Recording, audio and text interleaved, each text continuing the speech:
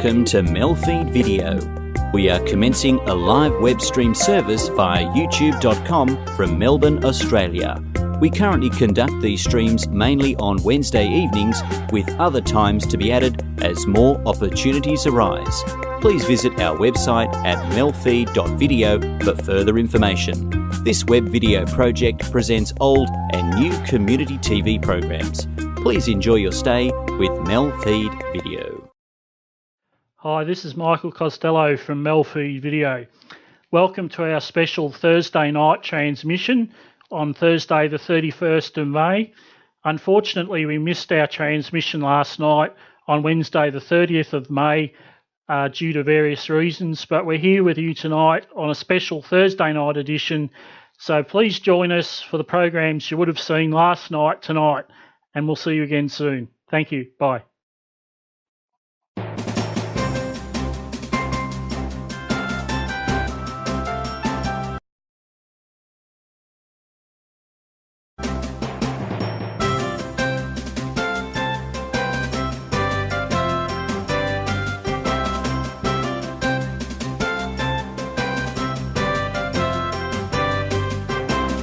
Welcome to NAT Chat. I'm Paul Spanos, and our guest again this week is Kay Harrison, a singer and a songwriter.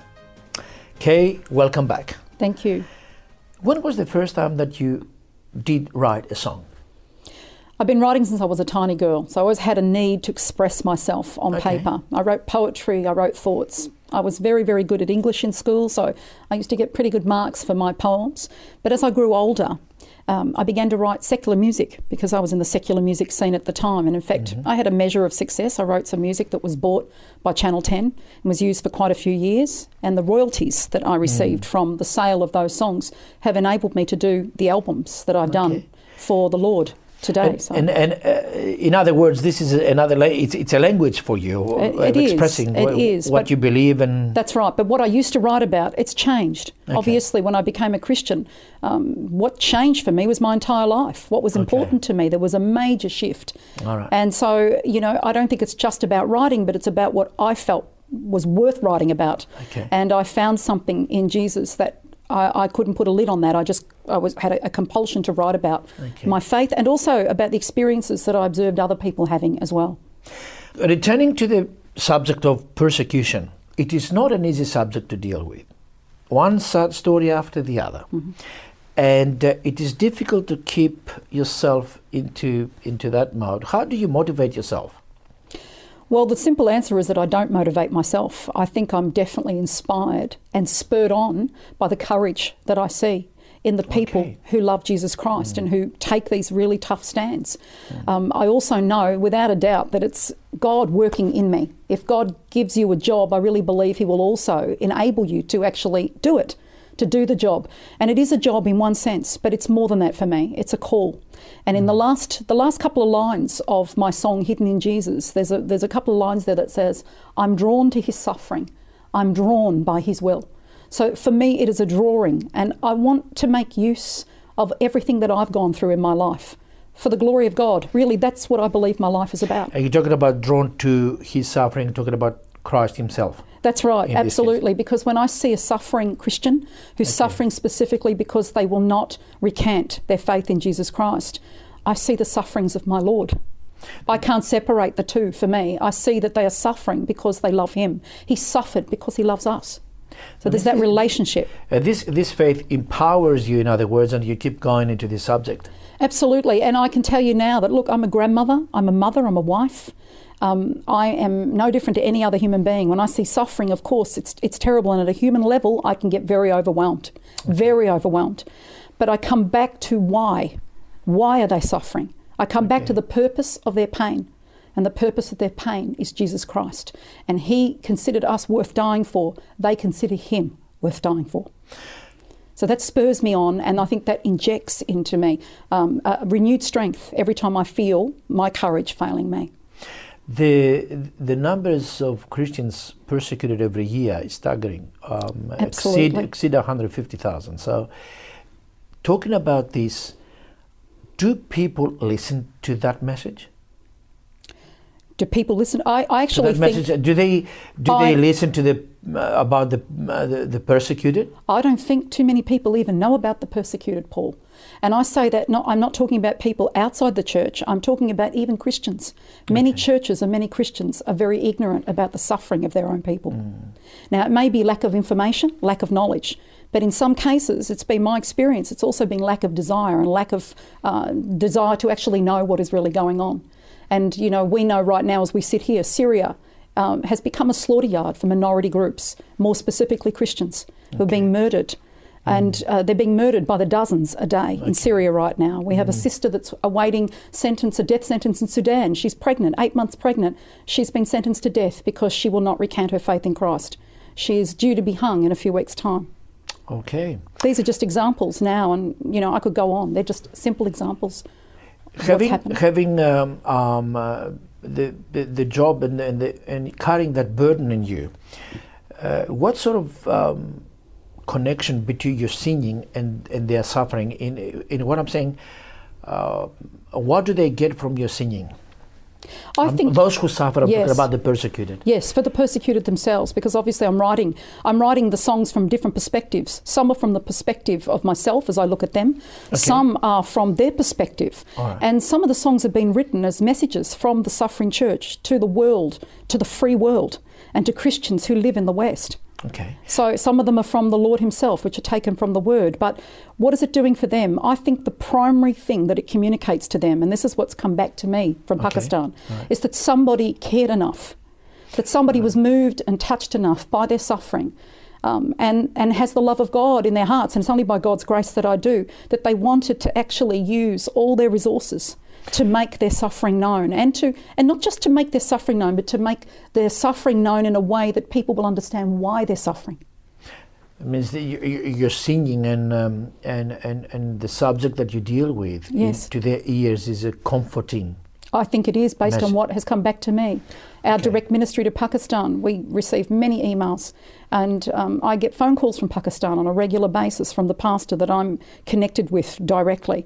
And they are deeply moved and deeply encouraged by the fact that not only is this album raising funds, money that goes directly to them and helps them in so many ways, but that somebody cares, somebody loves them, someone who's never even met them. That's the work of God. This is the way God's body works. And if you, because obviously you have a communication with them. Absolutely. A question comes to my mind is, what if you ask them what they want to say to a person like me in Australia who doesn't know anything about persecution, and I don't even feel it, to be honest. What do you think they're saying? They want, if I ask him what they're going to say to me? Well, you know what's really interesting about the people I deal with in Pakistan, none of them complain about the persecution. I've never heard one word of complaint. All I've heard from them is, sister, please pray for us, that God will sustain us so that we can be faithful to him. And I think their message to us here in the West is, stand up for him, because if you do not stand up for him and stand up for your faith, you will fall for everything. They stand up and they actually seal that with their lives in many instances. The martyr's heart is there, and whether you die for Jesus or not, you must live for him. But there always must be in the heart of a martyr, and that's what we see, the willingness to lay down one's life, if that's asked of you. By the sounds of it, I can't see in your answer any political motivation message. Do you think this is the same as in the first century, because the persecution pretty much is... The Christian church is just bathed in the blood of the saints and of the martyrs, of those who stood. We're starting from Jesus himself, you know, through to Stephen, of course. John the Baptist was beheaded. Anybody who stood for truth and made no compromise were cut down. And that has not changed, except that we're seeing more dying for their faith in Jesus today than at ever any other time in history. Thank you, Kay. We'll be back shortly after the break. Continue the interview with Kay Harrison.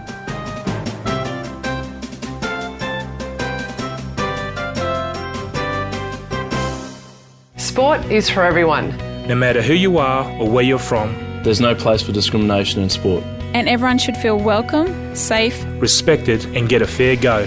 Whether you're a player, a spectator, a coach or an official. What do you want from your sport? Are you ready to make a difference? Sport is for everyone. And everyone starts with you. Keep your sport inclusive, safe, fair and fun. For more information, go to playbytherules.net.au. 1 in 5 of us are affected. 10% of us will have at least one. And the numbers double for Indigenous Australians. Just as quick as a click of your fingers, it can happen to anyone at any time. What would you do if someone close to you was having a seizure? Imagine if it was your child. My brother has it. My sister has it. I have it. I have it too. You're not alone. You're not different. And you have a bright future ahead of you. So click for kids. I'm Amy Lee, and I'm part of it. Hot water storage tanks can be a breeding ground for Legionnaire's disease bacteria. You can catch Legionnaire's disease by inhaling small droplets of infected water during showers or other activities. To prevent this from happening, you should never reduce the temperature setting. Tank temperature should be left as set by your plumber. Or eliminate the problem completely with a tankless gas hot water system. For more information, visit healthyhotwater.com.au. Wednesday at 10 p.m. on MELfeed.video. It was a dark and stormy night in a bar over a strawberry margarita. Steve and Jacqueline had time to kill, so they decided to slaughter it. The result, 15 fabulous minutes. You be the judge.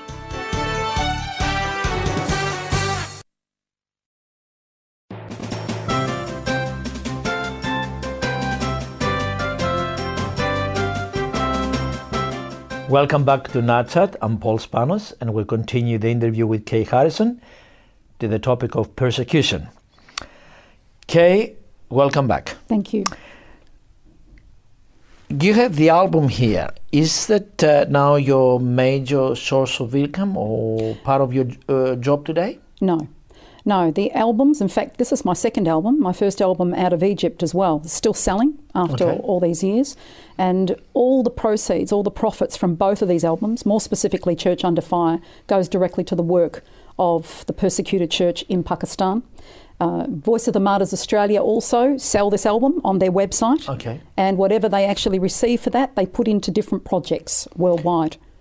So I don't make a living out of this. Okay, we're going to talk about the ministry in a minute. Then how do you make a living? Well, I work during the day. I do quite a few what we call interactive singing groups. I facilitate singing groups for aged care persons in different facilities around Melbourne. I work for the RSL. They have a lot of nursing homes, returned soldiers and nurses from the Second World War. So I do quite a lot of work for VASI, RSL. I work also in the Jewish community as a private companion. I also do singing groups for a place in Melbourne called Emmy Monash, which is a lovely aged care facility for older Jewish people. And I've been involved in the Jewish community for well over a decade now. So wow, you are into the community, all right? Yes, and I guess, you know, you're talking about suffering and persecution. I've also had a heart, always had a heart for the Jewish people as a people. And it was always my desire at some point to work alongside the Jewish people and to show them the love that I always wanted to show them when I was a little girl, and I learned about what they'd gone through during Second World War. So now I say that I have some wonderful friends in that community as well, and I do quite a bit of work there. Is your background Jewish? No, not at all. No, but some of my best friends, closest friends from when I was very young are Jewish. I even named my second child after one of my closest Jewish friends. There you go. What a connection. Talking about back to the ministry, can you give us some tangible examples? How those funds go there, what is happening to those? And I think it's important for people to know that when we send money, my husband and I are both involved in this ministry, and it's a direct ministry to Pakistan. We send our money actually via Western Union. So it goes directly to the pastor and the pastoral team.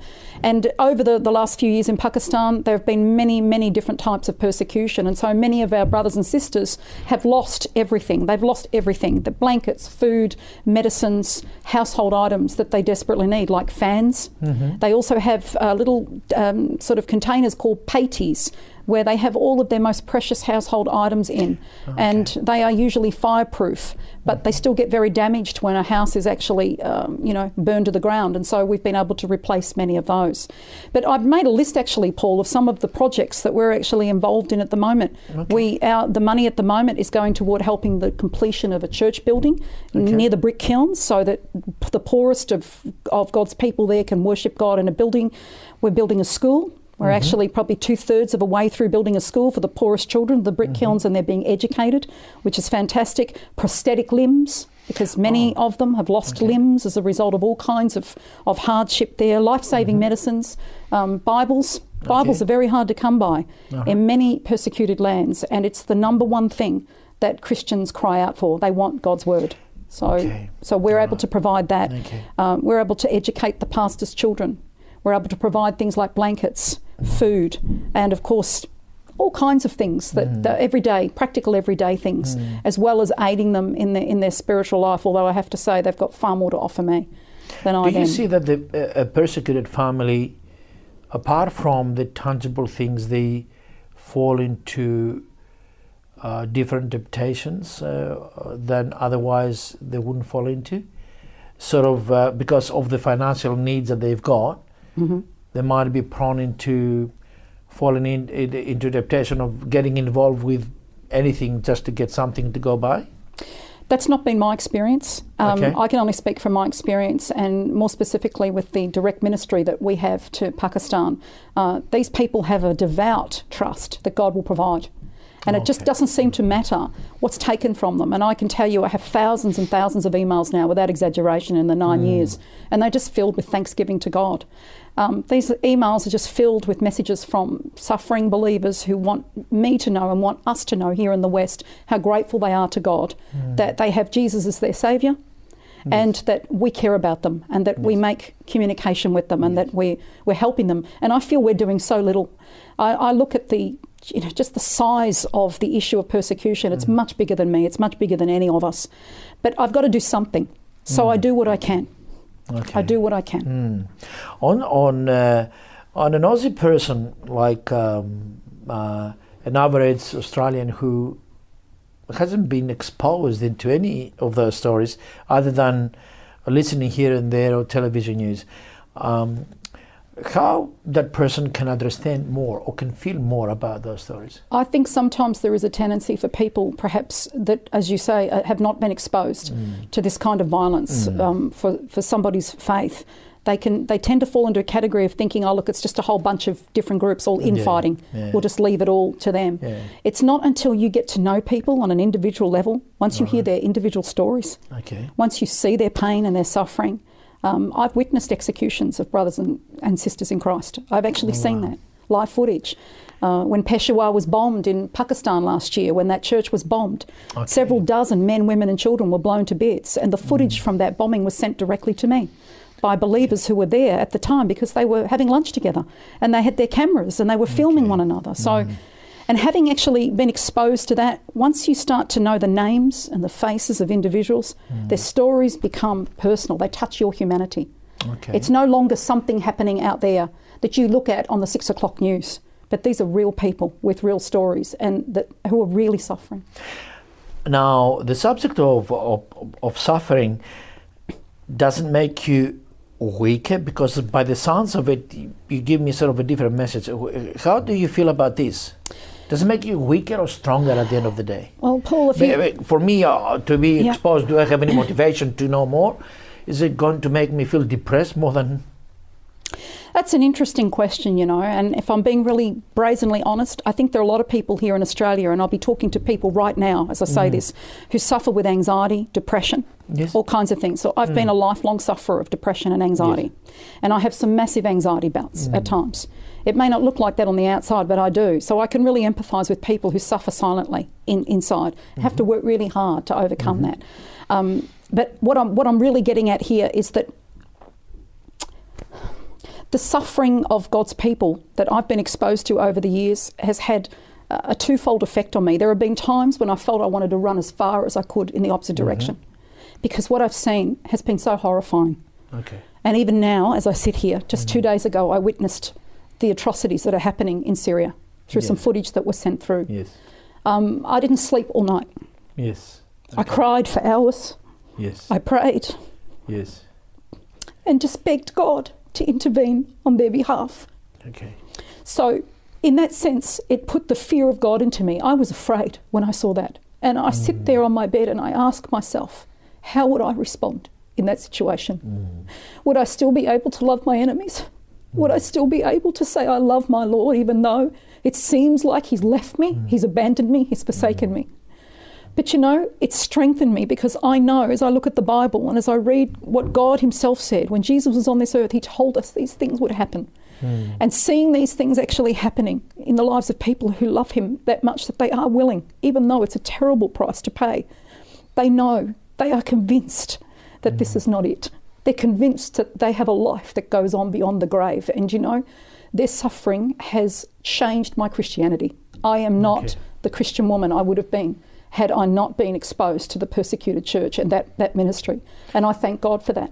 But in that sense, I can see that has made you a stronger Christian in realistic sort of terms of all of that, what implies. It's made me more tender, but it's made me stronger. So you have this kind of almost seeming paradox there.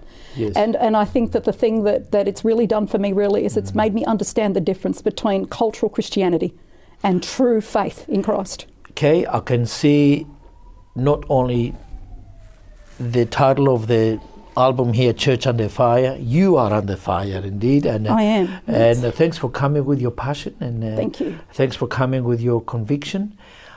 And for our audience, thank you for being with us with this interview with Kay Harrison. And after the break, we're going to have the song Church Under Fire.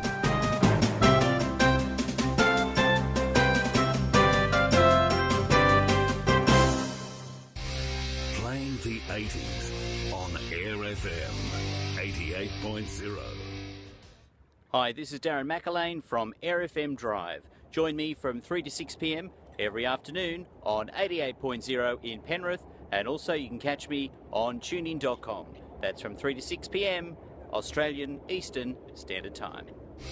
Playing the 80s on Air FM 88.0. Hi, I'm Lane Beachley. Australians have recycled enough printer cartridges to cover Bondi Beach 12 times. That's kept 11,000 tonnes of valuable resources out of landfill. Drop your used original cartridges into the special boxes at participating retail outlets, and they'll be turned into new products from pens to road surfaces. Help us keep up the good work. Find out more at cartridges.planetark.org.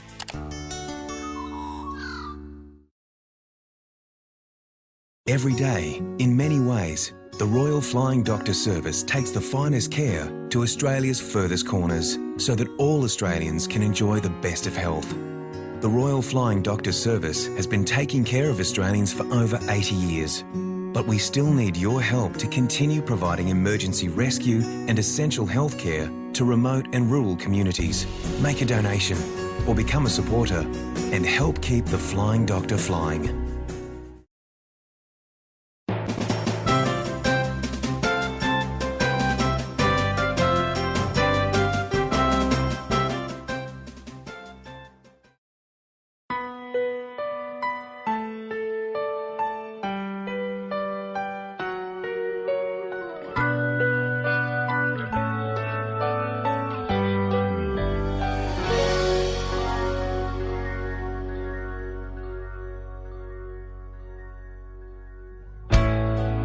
Here I am, thinking of the faces, all the people and the places I have never seen. And still I know that we are blood related, and your pain is not outdated. For you are saturated in His love. Church under fire, you don't shrink back. You keep on walking, you keep on talking. Church under fire, you have never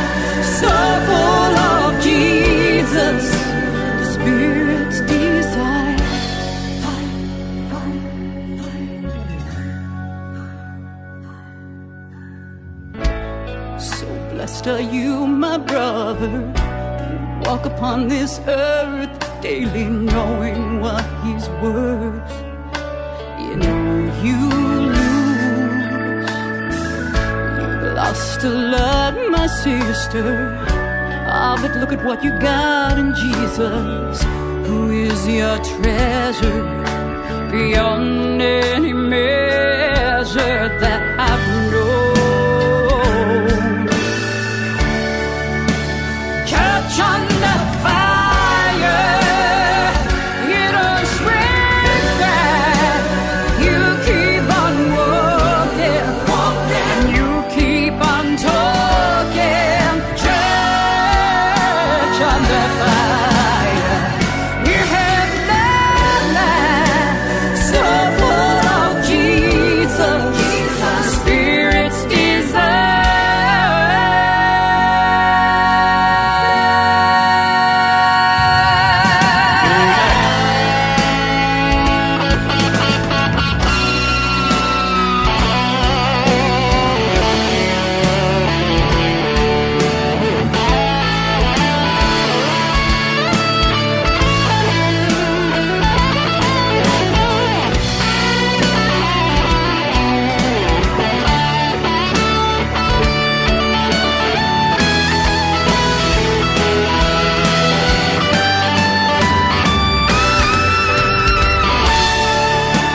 Church on the fire, you don't shrink back. You keep on walking, you keep on talking. Church on that fire, you have nothing so full of Jesus, the Spirit's desire.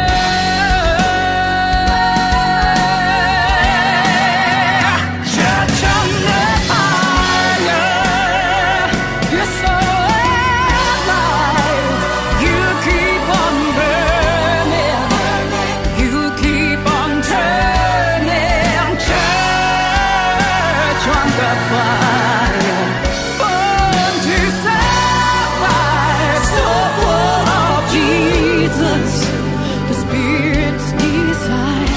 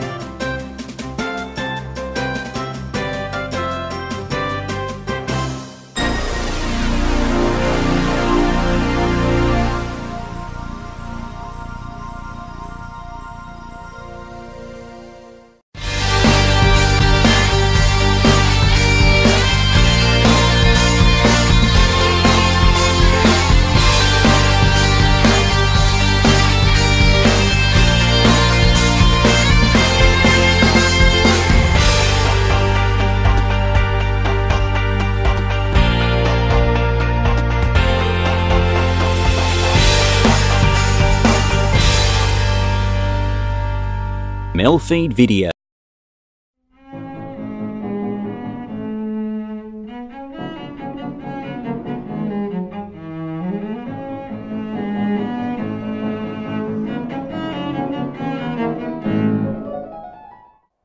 Welcome to the CEC Report, the weekly program of political and economic analysis from the Citizens Electoral Council. I'm Robert Barwick, and I'm joined again by CEC founder and leader Craig Isherwood. Welcome, Craig. Thanks, Robbie. Today, we have a very important topic to discuss. It's what we have just exposed in the very latest edition of our publication, The New Citizen. Defeat the British Crown's Green fascist dictatorship. So today we're going to talk about how the British Crown created green fascism. Let me begin by talking about the environment. Care for the environment is the new creed of our society. It's like the 11th commandment. And you're not going to find anyone to argue with that. Of course, we care for the environment. But what does it mean? What we tend to see is that people who live in large cities, and especially school children, are fixated on this.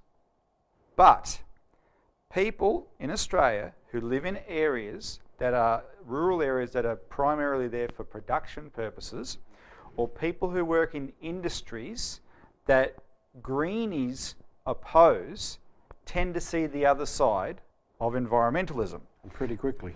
Well, they quickly discover that what is called conservation has a very anti-human bent to it. And the bottom line is, conservation as it reigns today is just a cover for a vicious hatred of human activity that has one objective. And that objective, Craig, is population reduction. And not just small population reduction. We're talking about the British Crown's deliberate and very public announcements that it intends to reduce the population from the current 7 billion down to below 1 billion people, which is really insane when you think about it. But this is the nature of the British Crown. And people will say, well, why would they want to do that? I mean, what on earth would possess them to do that? Now, this is not a new program as all of a sudden happened. This has been going on for the last 40 to 50 years as a deliberate program, and we'll say more about that in a minute. But what's at stake here? What the reason for it is that you have the British Crown and its adoption or its existence is as an oligarchy. It believes, the Queen and Prince Philip both believe that they are ordained by God, by the gods, I should say. The gods, yeah. The gods, to reign over human beings of the world. And frankly, what happens is that too many people become a threat to them because human beings are created in the image of what we call MELfeed.video. They're created with creative reason in the image of God, and that we have the ability to transform our environment through the use of science and technology. So therefore, if we promote the use of science and technology, if we promote education, if we actually really give human beings the capability to make discoveries of the universe, these oligarchs lose power. Now, there's a metaphorical example of this. And the funny thing is, it may not just be metaphorical, but the story of the actual gods of Olympus and Zeus has a historical foundation. And Aeschylus wrote a trilogy, Prometheus Bound, where Prometheus was sort of like a dare I say it, a Christ character. He was a god and a mortal, and he defied Zeus. Zeus had said humans cannot have fire because of how it would help them to develop. Which, that's sort of like a metaphor today for nuclear power. That's right. So Prometheus stole fire, gave it to mankind, for which he was punished by the gods for the rest of time. Yeah, he was chained to a rock and had an eagle come out every day and pick out his liver. I mean, you want to talk about nasty torture, but that actually captured the mindset of these oligarchs. Because what Prometheus saw different to Zeus was that human beings had a potential to develop and should be able to, but Zeus knew that if they did, they would be less at the mercy of the gods. Now that's a metaphor, but we have printed in this paper actual newspaper headlines from Australian papers from the 60s and 70s where the Queen herself and Prince Philip, in his own words, have said, we need to stop scientific discovery. And that's really awesome when you think about that, so many people believe that the Queen is or Prince Philip are harmless figures. He's a doddering old person. But he has been at the forefront of the creation of green fascism ever since the post-war period. Many people may not recognise that Hitler gave eugenics, the idea of getting rid of certain select groups of people, a bad name because of what he did to the Jews, the Gypsies and the Christians and the others in the gas chambers, right?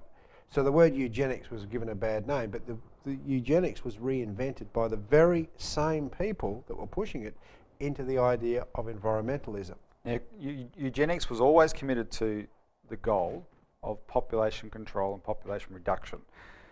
So now environmentalism is based on that.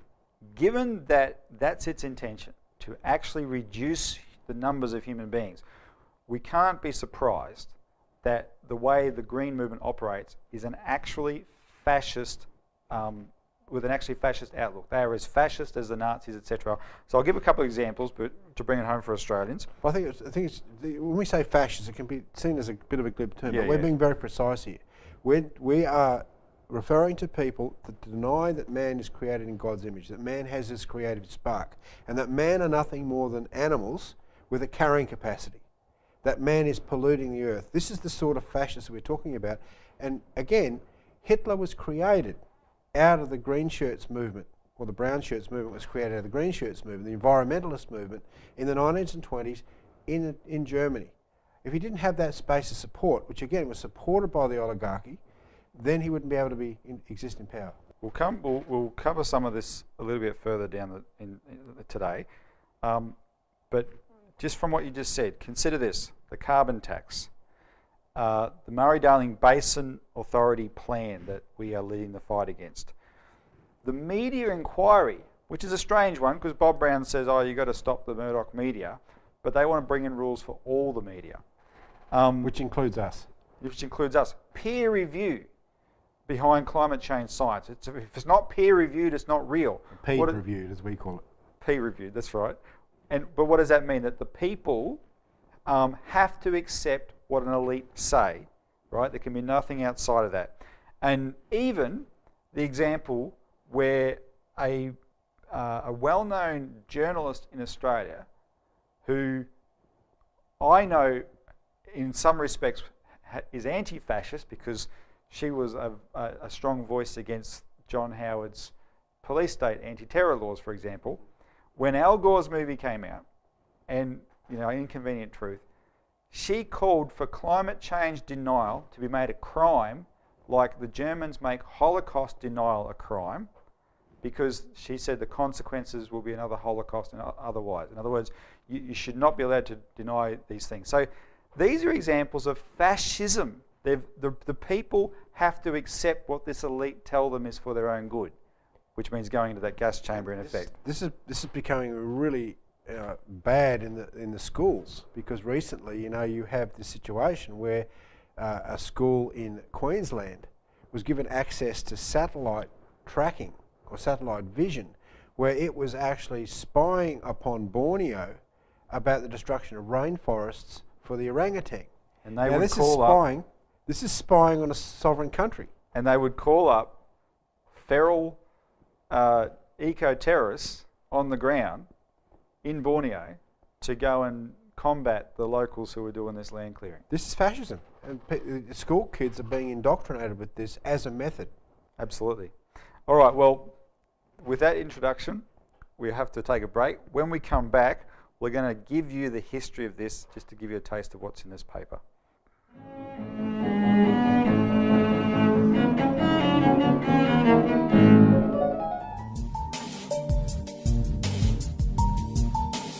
Do you currently have a community service announcement on free-to-air television? If you do, you can now submit it to us as well via our website at MELfeed.video. We have lots of time to fill on these broadcasts, and we are sure to give your announcement a great run on MELfeed.video.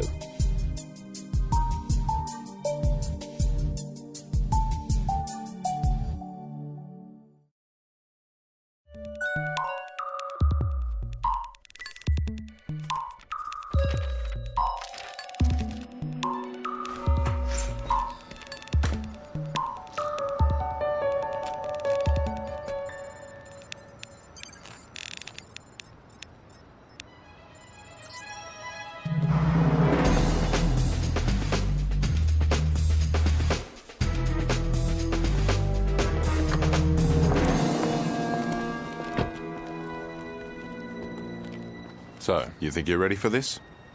To take on the world? why not?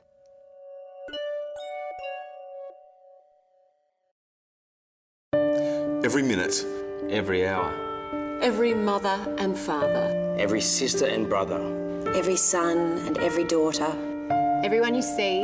Everyone you cheer. Everyone you watch. And everyone you hear. Everyone you meet. Everyone you know. Everyone you love. Everyone is affected. Reach out and get connected.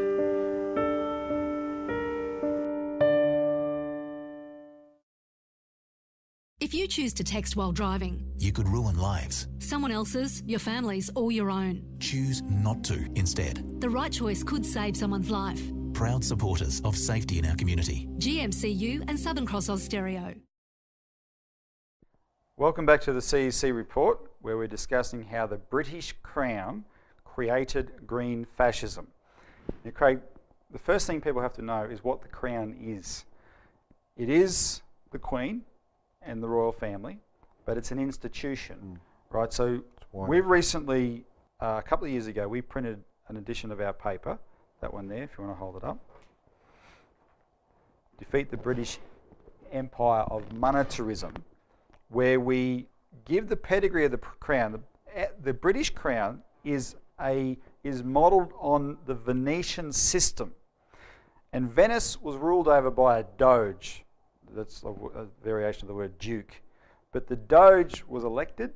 He didn't hand down his authority by hereditary. And he was answerable to the collective of the Venetian aristocracy, right? And from 1688 onwards, the British Crown was reworked on the same way, where the British royal family is the figurehead for the City of London. So it's a financier oligarchy. Except they weren't elected; they were just imposed. No, exactly. Unfortunately. But if the British Crown, back in 1994, when we first exposed the World Wildlife Fund through the Executive Intelligence Review magazine, LaRouche made the point that he called it the coming fall of the House of Windsor. If this royal family ceases to be useful to the oligarchy, they'll replace them. Yeah. Right? So at the moment, so what's the oligarchy want? That's the key thing here. Well, the model is the East India Company. And we go through the details of this in that paper, which people should look up. But the East India Company was the world's biggest ever private monopoly. It was the British Empire. The empire was based on the territory conquered by the company, and the British government represented the company in international affairs, such as the 1763 Treaty of Paris. And it was out of this East India Company, which was sort of Benjamin Disraeli, and a British Prime Minister in the 1800s. He wrote about this Venetian takeover of Britain. His family was part of it, and he called it the Venetian Party. And the Venetian Party was centred in the East India Company. And it was the East India Company, Craig, that employed Thomas Malthus to write his political economic justification for genocide. And that's exactly what Malthus was about. Which today comes down to the same policies: free trade and globalisation. And we hear about the opium wars, or the opium trade. That was run through the British East India Company. The slave trade, the British slave trade was initially run through the British East India Company. I mean, these are policies that have come down to us today. So when we talk about the free trade policies, the modern free trade policies, there's not one Zaka difference between these policies and these policies of the Venetian-sponsored British East India Company. And from about the year 1800 on, the entire leadership of the East India Company was trained by Thomas Malthus, and that applied to the way they ran the Irish famine. They ran the opium wars, as you've said. They had Malthus's ideas. What were Malthus's ideas? They're the basis of the Green Movement. Malthus said, and he was wrong. He said that food supply will always grow, well, population will always grow faster than food supply. He said what we've got to do is work out a way that for every baby born, there's a person who dies, because we have to keep the population static in that way. And it was from his ideas that Darwin came up with his notion of natural selection. Mm-hmm. Darwin's natural selection gave birth to the philosophy and ideas of eugenics. And this was the idea that natural selection has governed the evolution of species. Human beings need to work out a way to use the principles of natural selection on the human species so that genetically we advance, stay strong, etc. And famous people in Australia, like one of the, probably the guy who's regarded as our greatest ever scientist, Macfarlane Burnet, who advocated chemical and biological warfare against Asian countries to our north to reduce their population. He was the guy that discovered myxomatosis for rabbits. He's the guy who applied myxomatosis to rabbits. Yeah, but he was also talking about using that to Asian populations. Exactly. What he did to rabbits, he wanted that to be done to Asian populations. Yes, I mean, this guy was a real rabbit eugenicist and a racist. And if you read him, he was obsessed with this idea of perfecting the gene pool of human beings using Darwinian natural selection, i.e. eugenics, and he was the head of the Eugenics Society. Wasn't he made an Order of Australia a knight, and Prince Philip wrote the foreword to his book. Okay. Right? Yeah. So Darwin's eugenics begat Hitler, right? And as you've already said, it was Hitler who gave eugenics a bad name. So contemporaries of Hitler, British contemporaries of Hitler, Julian Huxley, Arthur Tansley, an absolute kook, and Nicholson, the head of the British Nature Conservancy, they were the people that Prince Philip organised together to start the green movement as we know it today through the World Wildlife Fund. And what we've done in this paper is take that on from there. The World Wildlife Fund has one objective, and Prince Philip is the guy who keeps saying what that objective is: population control. Okay. Population reduction. He'd love to come back as a deadly virus to make a contribution to overpopulation. He said that.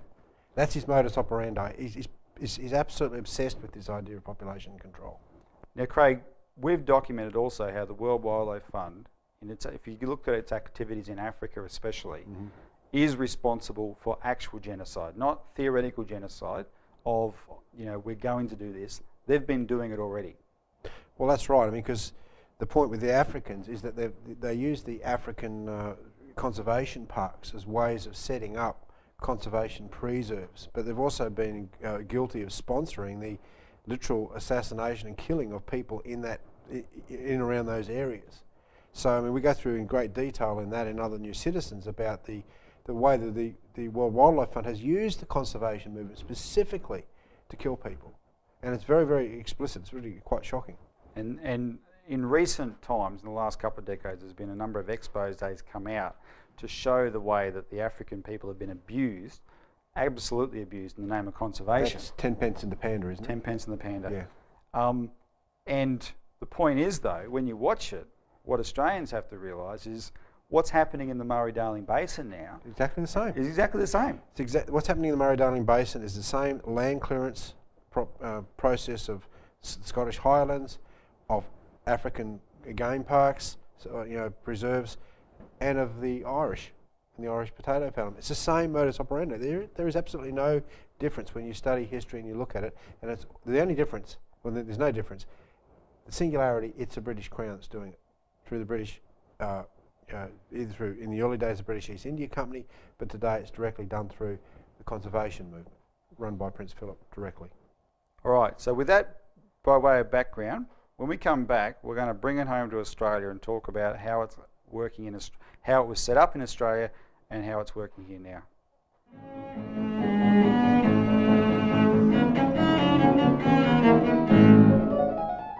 If a man's home is his castle, his shed is his kingdom. It's a place men can hang out with a few mates, build a few things, even if you haven't before, and give back to the community. No man should be without a shed. The Australian Men's Shed Association is working to provide a shed for all Australian men, and they have over 400 already. Visit your local shed, build your community, and make a difference. Find a shed near you. It's time to give back.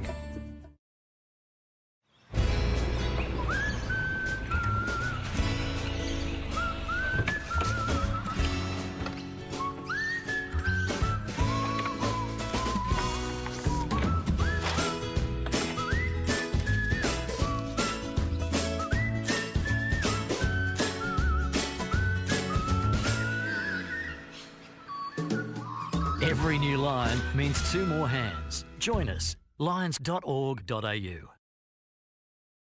I was diagnosed with Parkinson's at 27. I was 46.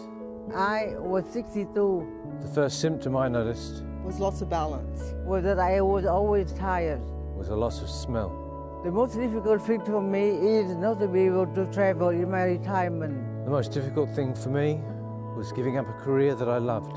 The hardest thing for my mum was being pregnant with me.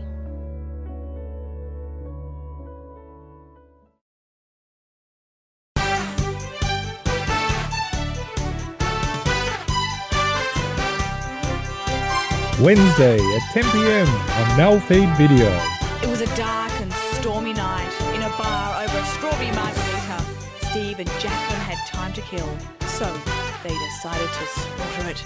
The result, 15 fabulous minutes. You be the judge.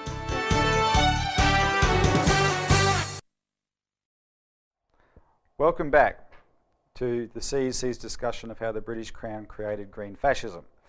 Now, Craig, when we talked recently about the Murray-Darling Basin and the fight there, we strongly suspect that when the Queen visited Australia in October for the Commonwealth Heads of Government meeting, and she had her private meetings at Government House with Opposition Leader Tony Abbott and Prime Minister Gillard and whoever else, she discussed there the plan to shut down the Murray-Darling Basin. Now, that seems a rather outrageous thing to say. Why do we suspect that? Well, you've got to know the amazing story, the shocking story of how hands-on the royal family, Prince Philip and the Queen, were from the 1960s onward in creating the green movement in Australia. And it's a story that's not being told, Robbie. Except by us? Except by us. So we've documented it. In and when we detail. researched it, it blew us away. Yeah. Just to give you some of the overview, it was a royal tour in 1963 that Prince Philip said Australia needs a branch of my World Wildlife Fund.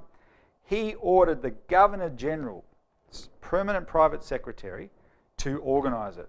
And that guy's job, he used the resources of the Office of Governor-General to bring together big business, bring together the scientists like the CSIRO, etc., and create the Australian Conservation Foundation.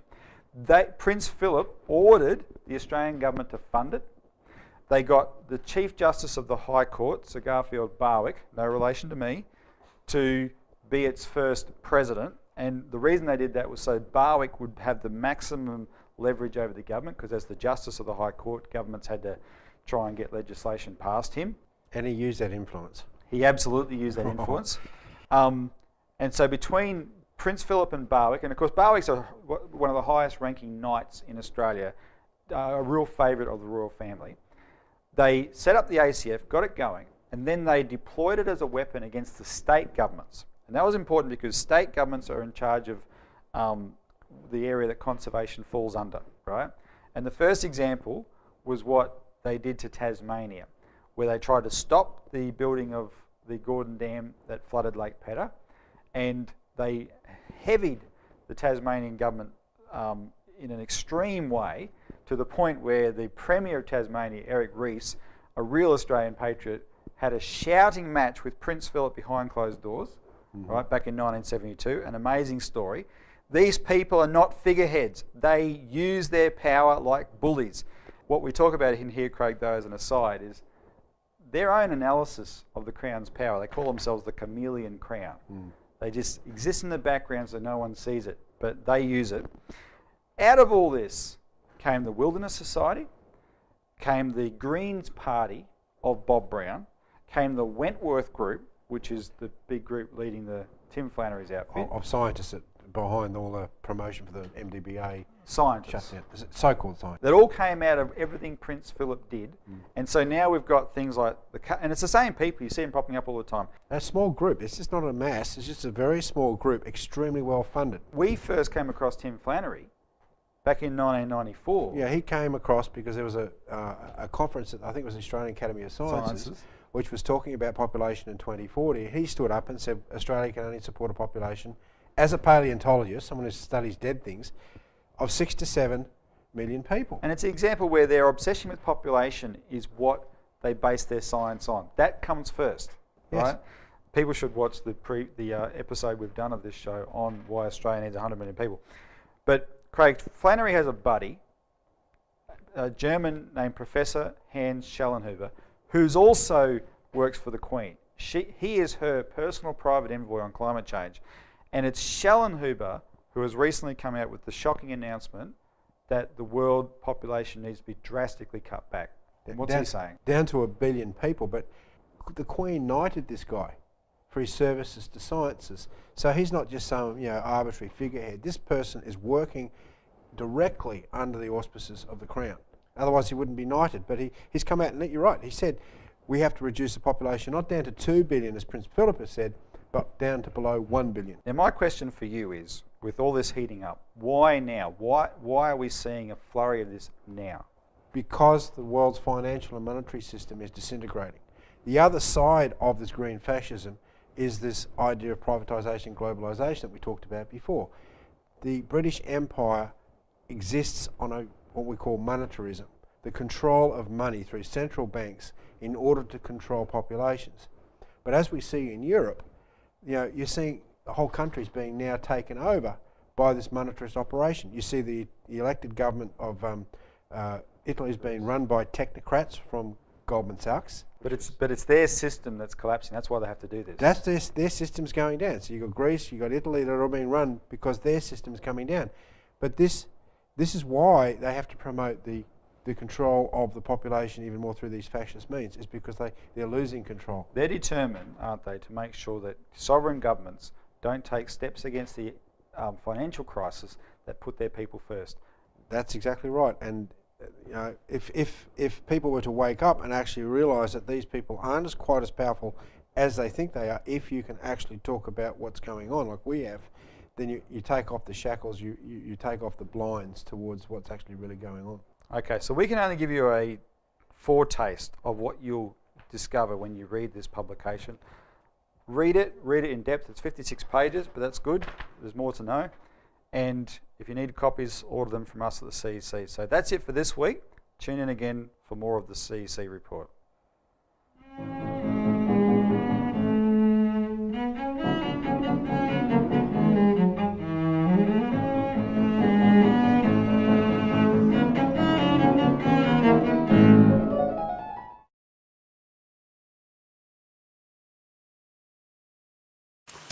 It's always been my dream to represent Australia in the Olympics. Epilepsy affects nearly 250,000 Australians. Like me, most people have their seizures controlled with medication. Even today, people with epilepsy face incredible discrimination, but this prejudice is just another obstacle we can overcome. We're just as capable as anyone else, and often we have to be stronger. I promise I'll do my best for Australia. Will you do your best for me?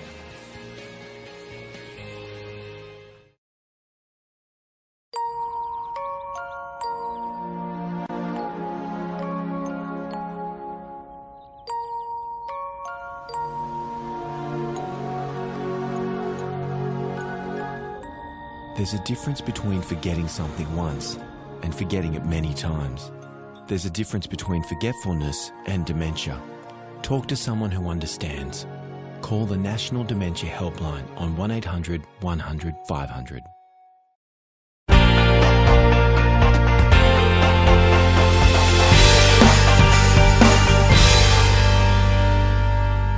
MELfeed.video.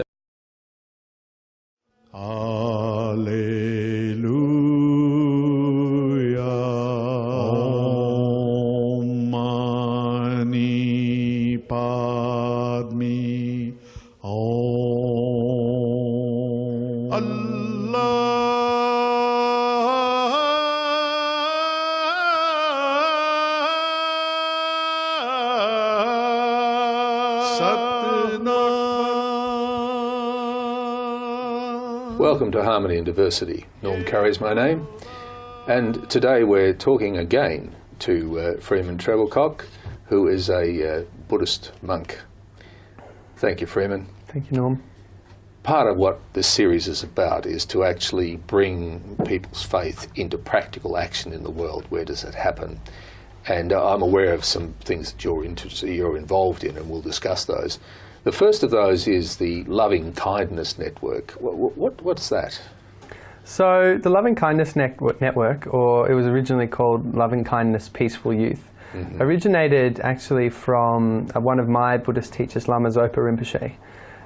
He was visiting America during the time of the Columbine school shootings, and at that time there was a lot of conversation in the media around the music that the kids were listening to, about the access to guns, things like that, but no one was talking about what was impelling these children to actually do the acts in terms of their own minds, and in terms of the anger that they had, in terms of the lack of compassion for the people who, I guess, were in their school. And so out of that, this organization was born with the values of trying to create a more peaceful world by transforming ourselves, by working with our own minds, I guess, in order to disarm our own aggression. So it's really a peace organization, but with a focus on starting with yourself first. So how did that manifest itself? Did it manifest itself at Columbine? Was that where it started? I mean, look, it really took a while for anyone to take hold of the idea. I first heard about the idea through Lama Zopa, and then met up with some other young people that I knew here in Australia, and we started it here. And since that time, the organisation has grown internationally, but not in any kind of controlled way. We're not out there at the moment trying to, launch in a new country every week. What we've provided is some really useful tools for young people particularly, to, explore their own psychology, develop positive qualities particularly, because, there's no use to saying we need to be less violent. We need to work on the qualities that are, in opposition to those violent ones. So qualities such as patience, humility, things like that. But also empowering qualities such as courage, the ability to actually deal with sort of difficult situations. So the organisation now, we have small groups called habit groups. And habits are started by a young person who sees a need in their community, and it's just kind of almost like a youth group model, but where young people bring others together once a week or once a fortnight to do some activities. But it's got a real focus on cultivating the inner world and the warm-heartedness and the inner values in a very secular way. So Loving Kindness Peaceful Youth is not a Buddhist organisation. You don't have to be Buddhist. Okay. I mean, it's got Buddhist roots, but you don't have to be a Buddhist to participate. Okay. It's just about the cultivation of sort of certain positive qualities. So there's habit groups now I think there's about 10 habit groups in Mexico. It's really taken off in Mexico. I think because I visited there last year, I think it's because of it's quite a violent society. Yes. And they're struggling at the moment with, the drug cartels at war. And I think people are really searching for that kind of positive transformation in their communities. So it's really big there. We've got ones dotted around Europe as well. There's one in Hungary, Denmark, Norway. There's a couple here in Australia.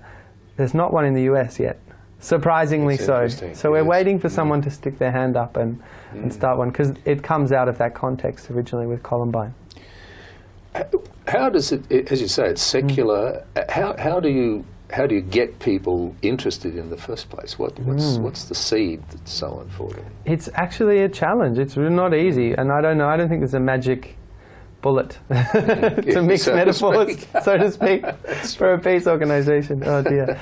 I think look, I've thought a lot about this actually, and I still think our branding is not quite right. The moment we're saying to people, be peaceful, be tolerant, but actually I think the only way that you're going to get young people involved is if the message has to be more powerful and more compelling than the message that our world is currently selling young people, which is a message about, fame and self-aggrandizement and kind of almost hedonistic kind of message. Yes.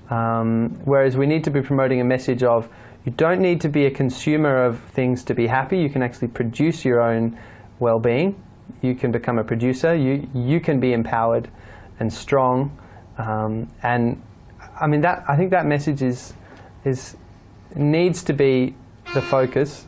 at the moment, I think the communication at the moment is not quite right for Loving Kindness Peaceful Youth. So we're still working on that. But I honestly believe that people need this material, and getting it to young people in whatever way, I think, is I think that's a really important task. So. It certainly is, and I would imagine that some of the people who are attracted, are they refugees from drug addiction? There are some. I know that in the Mexico groups, there's a few people there who've had difficult lives, maybe sort of almost got mixed up in sort of serious crime, not quite, but you know, on the edge.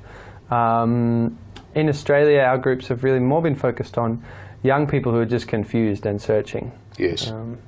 And so I think the urgency of a peace organisation isn't as strong in Australia as it is in somewhere like Mexico, because of there's violence in your streets in Mexico, and there's not so much. I mean, there's not as much violence here.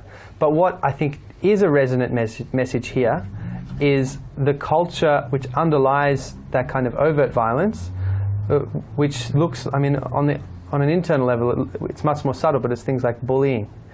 You know, it's things like people manipulating one another and abusing one another, and that happens, I think, a lot, and we see that a lot in our experiences. And maybe the high levels of suicide that you see amongst young people relates to that culture of violence, and maybe even self-hatred. You know, young people, they struggle. They really. I've seen it. 'Cause, I mean, a lot of my friends have struggled growing up with their own issues. You know, and a lot of, I guess, self-loathing and we call it lack of self-esteem, but it's really just being down on yourself. So young people in Australia do need that as well. They certainly do, and we also need more time, because we're going to go to a break, and we shall return shortly.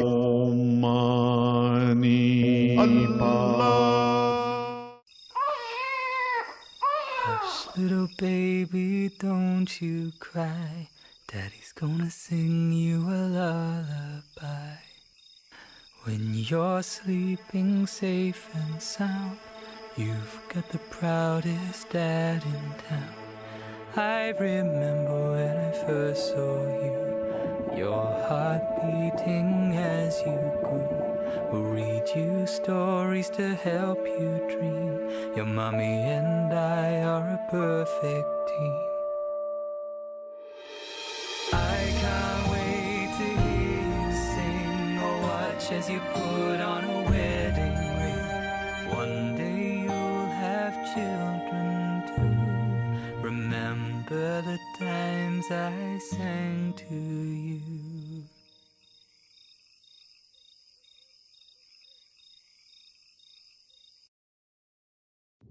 Are you playing renovation roulette? I'm John Jarrett. Now I know that deadly asbestos lies hidden in 1/3 of Aussie homes. It can be found in any home built or renovated before 1987. Lurking in walls, under floor covering, behind tiles, in roofing.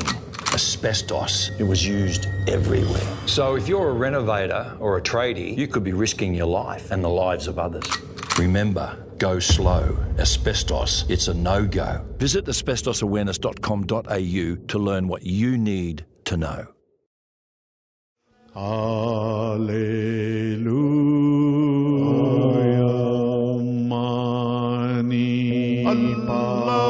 You're watching Harmony and Diversity. Norm Curry is my name, and we're speaking to Freeman, who is a Tibetan Buddhist monk. Freeman, you've been involved, we've just discussed your involvement with Loving Kindness Network, which is fascinating in its own right. You're also are you still the Regional Youth Ambassador for the United Religions Initiative? I think I may have graduated I think they've let me go now. So I think they've got a new batch in. They've got a new batch in by now. But yeah, I was the URI Regional Youth Ambassador. United Religions Initiative is a very grassroots interfaith organisation. So they have groups all around the world. Yes. And they're really focusing on getting more young people involved in interfaith now, I think. So it's a really good thing to see. And is that big in Australia, or is it sort of? So URI has what it calls cooperation circles around the world. So any group of people, I think you have to have people from 3 or more faiths and including atheists that can can also be in there as well. So that's really important in Australia particularly. So 3 or more religions, you get people together and you form a group, a cooperation circle, and you just sign on to the Charter of United Religions Initiative and become part of their movement, I guess. I think they have 470 cooperation circles around the world now, of which Interaction, my organisation, is one. You mentioned before we were looking at the loving kindness networks that there's quite a few in Australia and in Europe, not America, and a few in quite a few in Mexico. Yeah. And now you're saying that in Australia it's really important to have the capacity to include non-religious people. What is it about Australia? Why would that be the case? If that is the case, why have we got this network taking off here? What do you think's the driver? That's a really interesting question. I think it would take a long time to pull that one apart. I'd like to talk about 2 different things related to that. Yeah. One, there is a strong interfaith movement of people from all different religions who are, I guess, called to work together. It's quite a progressive movement, and that movement, I think, has excluded non-religious people. Yes. And that's something that needs to change, I think, if we're going to move forwards. But secondly, there is this I think there's sort of an antagonism from the secular world about religion. And it's not universal, obviously, but I mean, it's quite a dominant narrative that I guess religion is old school, is archaic, doesn't have a role to play in our world. And so you have those 2 conversations happening separately. So there's the secular people who are trying to, I guess, not even thinking about religion probably, and then the interfaith people who are trying to progress religion and move it forwards, but not talking to the non-religious people. So I think there's a concern there, because I think some of the most exciting things are coming out of those interfaith organisations, as well as the secular organisations like peace organisations, or, for example, the Oak Tree Foundation is a charity based here in Australia that work on poverty. Now they've got Christian roots, but they almost hide that completely because they're working with the secular world and trying to do mainstream change and do things like that. I think if people who are strongly embedded in their faith have a serious conversation with the secular mainstream, and that conversation can be 2-way, then you have this great possibility of spiritually informed change in like a really powerfully deeply motivated change in a pluralistic way that is completely open, and also open up to non-religious people as well. So I mean, that's, I hope I unpacked what I think needs to happen there, but well, you certainly have. There's this existence of this spiritual no man's land in the middle, and a lot of youth are in that. So is it a Buddhist perspective, or is it a personal one with the organisations you're involved in, where you consciously involve people who might describe themselves loosely as atheists? Is that it? Well, this is a good question. Is it a Buddhist thing to work with I mean, if you want to be technical about it, Buddhists are atheists.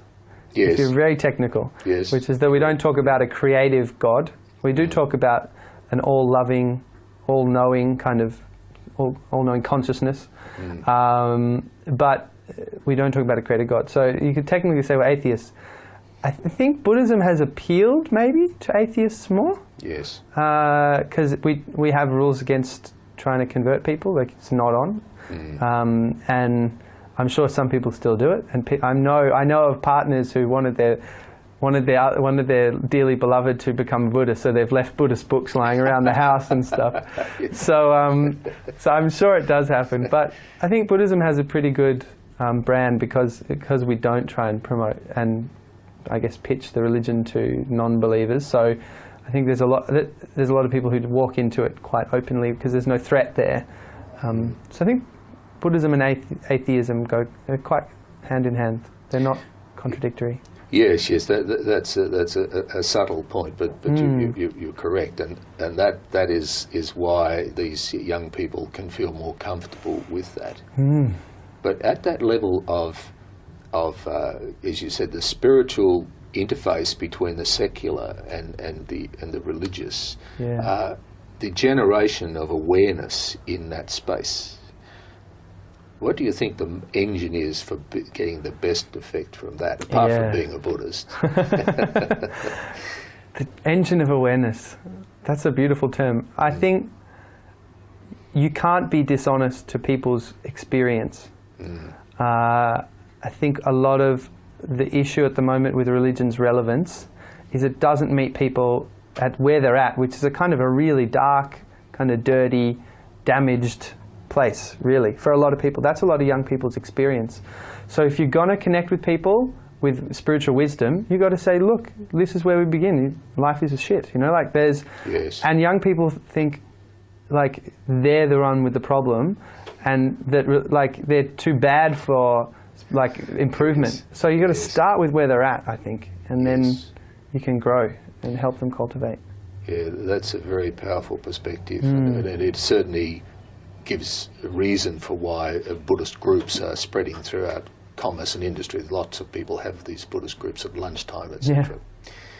Talking about lunchtime, it's time for a break, and we will return shortly.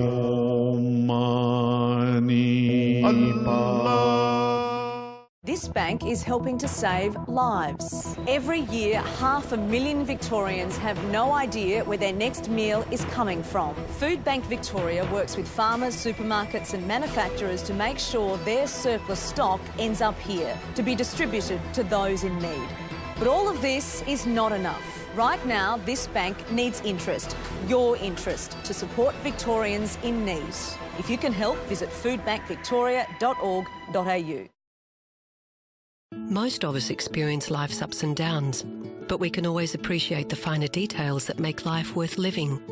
But for 1 in 5 of us, mental illness can make us lose sight of the big picture. That's when Paran Mission can lend a helping hand. We've been caring for the community for over 60 years, finding a place for people with no place. Show your support and stand up for mental illness. Visit our website and make a donation today. I'm able to dream, I'm able to smile, I'm able to grow, and I'll go the extra mile, one day at a time. So put your hands together, we can change lives forever. Together, we're able. Able Australia. Together, we're able.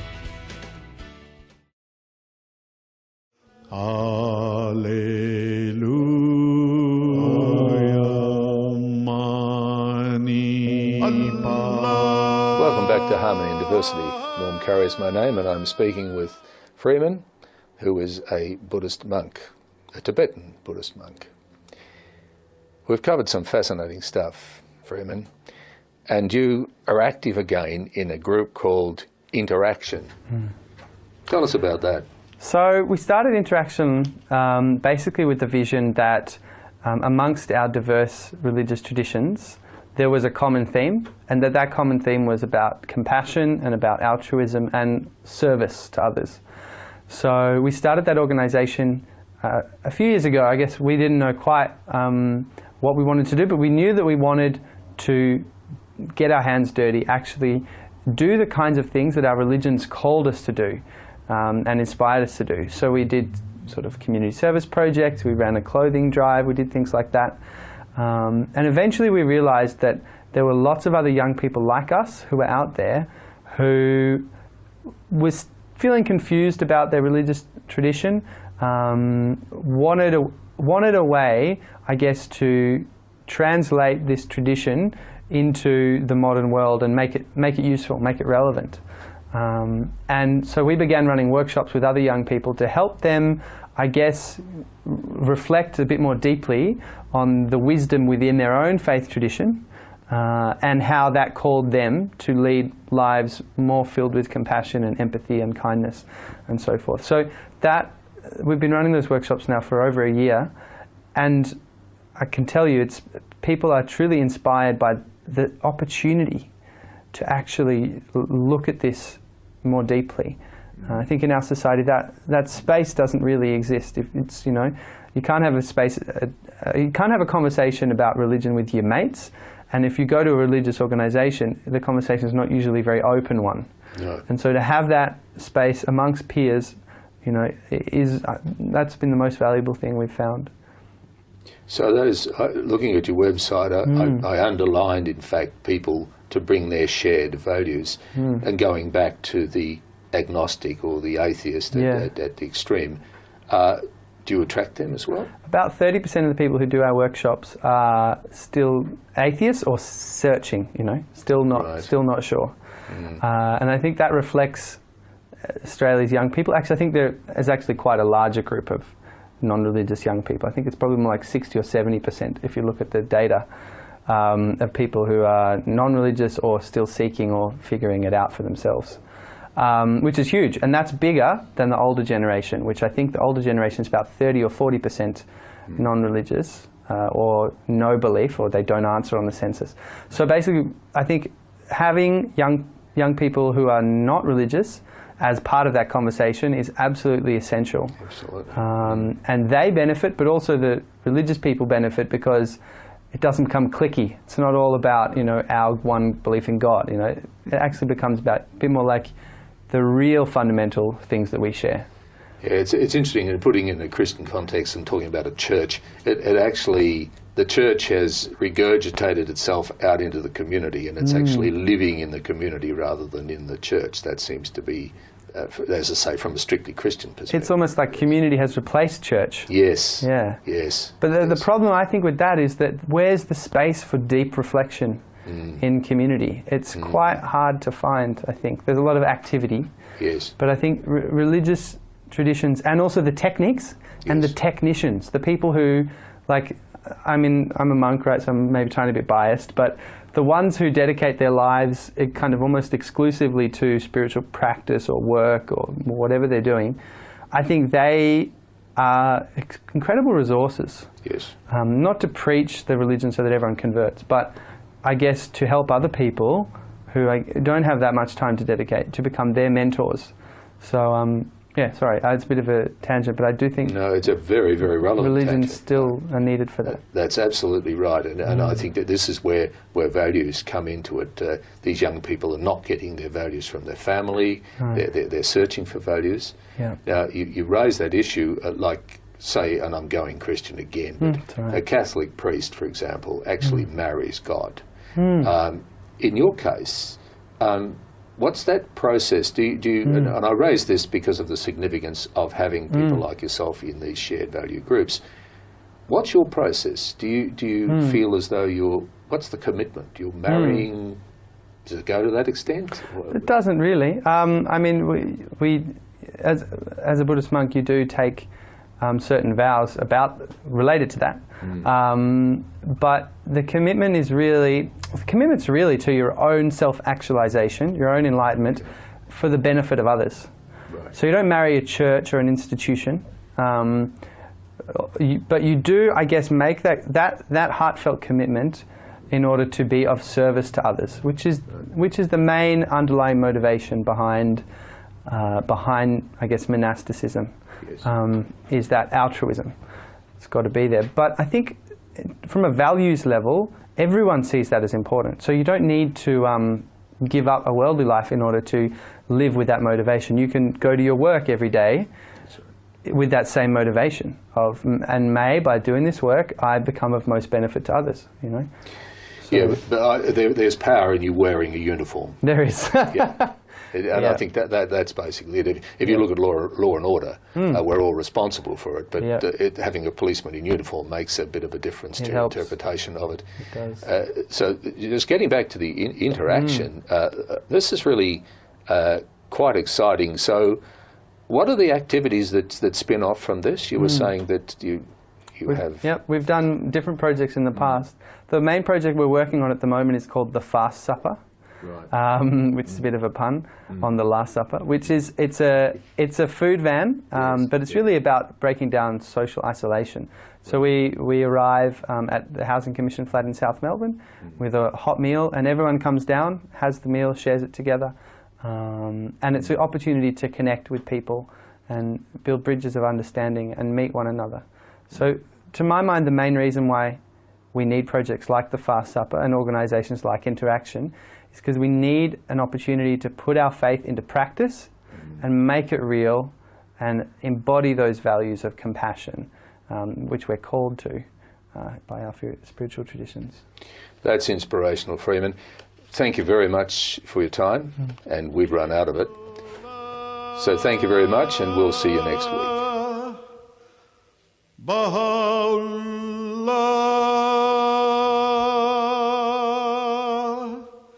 Shanti Om, Allahu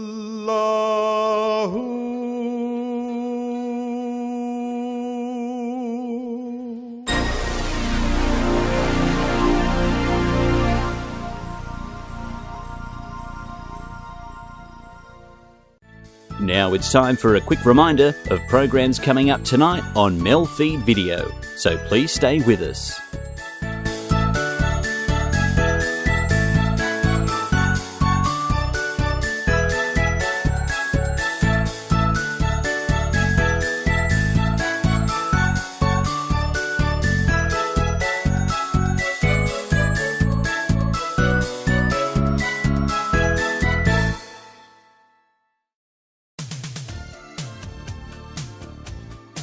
Hi, I'm Darren McElwain from AirFM Drive. You can tune into my show from 3 to 6 p.m. on 88.0 in Penrith and also on tunein.com. And apparently, we don't throw rocks. AirFM Drive.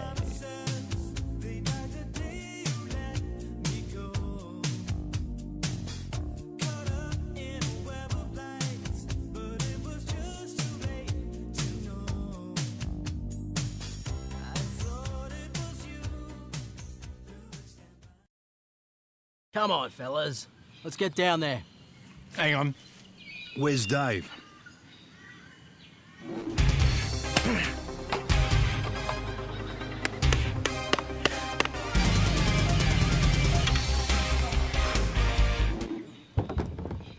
Oh, hey, fellas. What do you think? Pretty cool, eh? Real men look out for each other. Don't let your mates drink and drown. I want to get the word out to blokes about a little gland called the prostate. It's only the size of a walnut, but it can cause a whole lot of grief. Prostate cancer deaths pretty much equal breast cancer deaths. The problem is, if you wait too long, it may be too late. It took one of my mates. Don't make me angry. Talk to your doctor about your prostate, and if necessary, get it checked. You'd be nuts to leave it to chance. Joy, well-being, community, inclusion. Special Olympics is a global movement for people with an intellectual disability, creating a world of inclusion and community through sport, where every person is accepted and welcomed, regardless of ability. One athlete, one volunteer, one family member at a time, helping to make the world a better place. Join the inclusion revolution by supporting Special Olympics. And choose to include. If you choose to drink then drive, You could ruin lives, someone else's your family's, or your own, choose not to instead. the right choice could save someone's life. Proud supporters of safety in our community. GMCU and Southern Cross Austereo.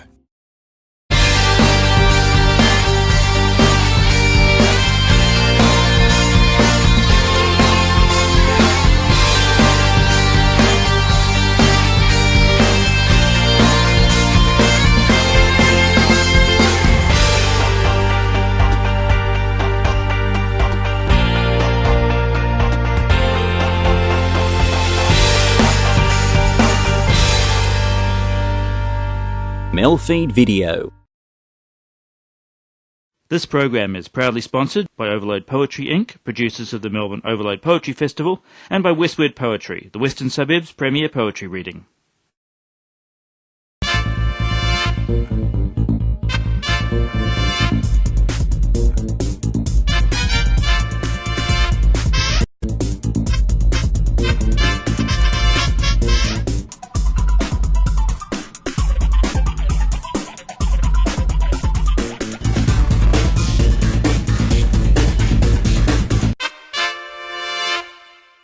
this poem about skateboarding. My son has been a dedicated skateboarder till he broke his knees severely at age 16, but he still does skate a bit. This is it's called vers libre, free verse.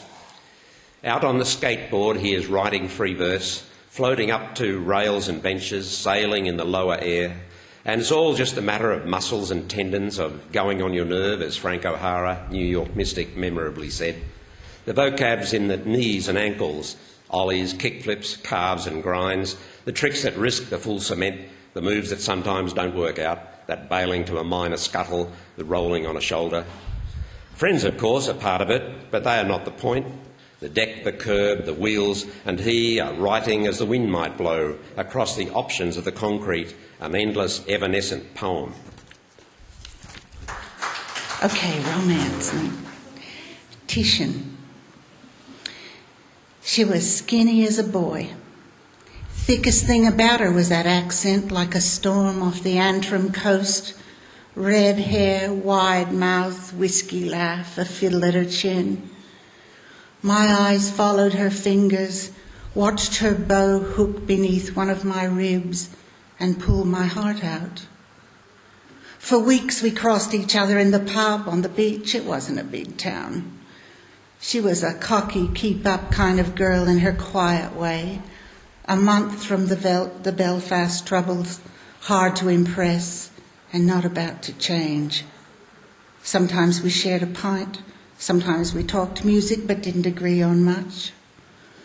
Often I'd see her on a beat-up boy's bicycle flying through the midday heat, every inch of pale skin hidden from the sun, and that amazing hair flagging beneath her old straw hat. Wanting to get on her good side, I told her once my mother's hair was red. She considered me a second from the furnace of her eyes. Titian, she said. Then she straddled her bike, ready again to wheel long-legged across the moral high ground. My hair's not red, it's Titian. I came from a small farm on the Richmond River, unlike Jeff, who was on the Clarence, and my ancestors were illiterate cocky farmers, and I love that place and I hate it. We were a mixture of Irish and Danish blood, and I still feel the tug of Ireland, Shamrock. In sheltered wood and coppice across the Great Divide, the sorrel and the shamrock still wear the green with pride, a requiem for croppies left fighting sun with scythe, sedition of the patriots exported oceans wide in search of liberty, to feed the bobbing stars with blood and bone and tweak the heart and lure the scattered exiles home as clover to the bee. I've had a lovely time here in Australia, and many people have been very kind to me. Someone who's been particularly kind to me is Robin Rowland, who read earlier today, and we've talked about children and what are children for, and children are to remind us how badly behaved we were when we were children ourselves. I'm sure that's true.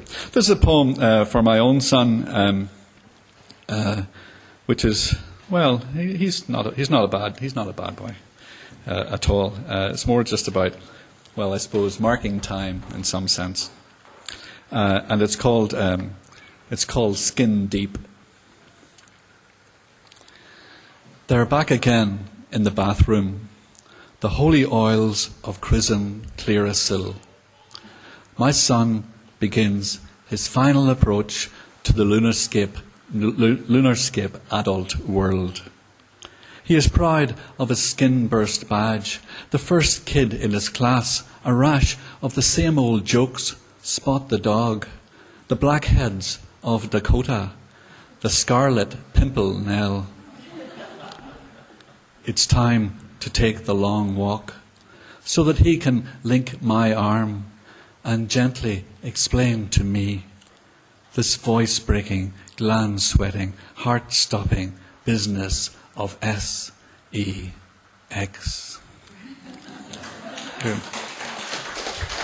While I'm in the mood, I had one more Irish poem. I can't find it. What I'll do is read you my cosmology poem 1, which is very short. I think the Big Bang is a conspiracy from the religious lobby to get a creation into the universe. Where did it come from? Who created the creator? All that sort of stuff. Cosmology's 1. If you can't get the hang of Big Bang, if you're in a muddle with Hubble or foiled with Hoyle, or left in the cold with their black holes and quarks in the dark, I thought you'd never ask. My theory is more laissez-faire. It's always been there.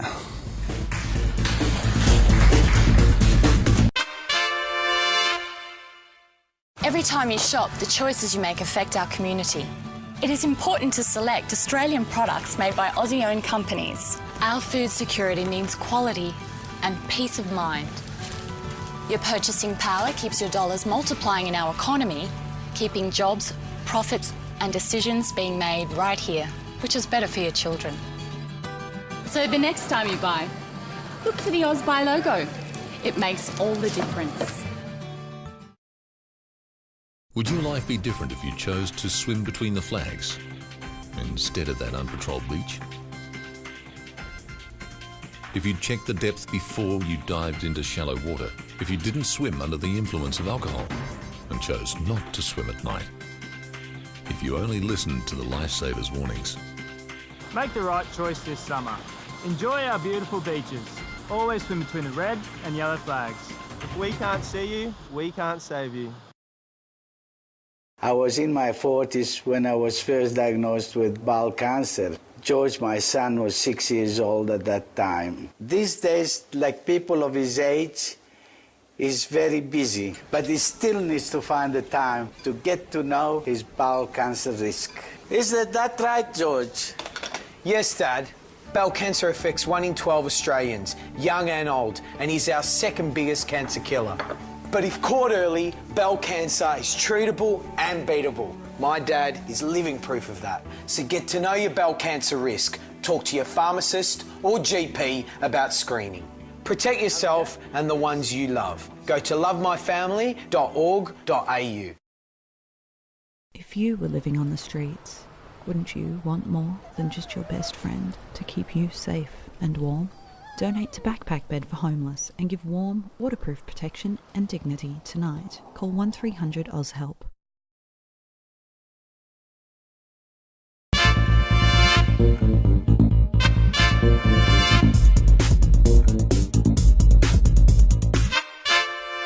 This is a brightness and starts with a epigraph from Al-Qaeda.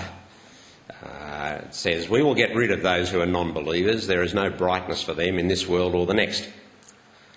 Non-believers, hey, that's me. Middle-aged, mild-mannered me, under wide agnostic skies down here in the great Southland. I who always dodged a fight and never really made a scene in 30 years of marriage. Unmolested in the playground, I who knew how not to catch the recessed bully's eye. And here on screen with their bazookas, Kalashnikovs and fake grenades, they're trying out their petrol flicks, dashing up 3 flights of stairs and kicking in the doors. Beards and caftans, shining eyes, turbans flowing in the wind. They have a Boy Scout touch about them. What is the starlight that they see? A text they bang their foreheads on to map the way of God. You'd think he'd kill us all himself if he had half a mind to, or fry us later at his leisure. Other, less reclusive men, whom I can only half admire, have chased them sideways from their lairs and rounded up a few to take back home as souvenirs. But somewhere still they have their brightness, these enemies I do not seek, and I am in the great Southland, faithful in my disbelief. The Christmas concert. At Percy Grange, motto Dignity with Care, it is Christmas.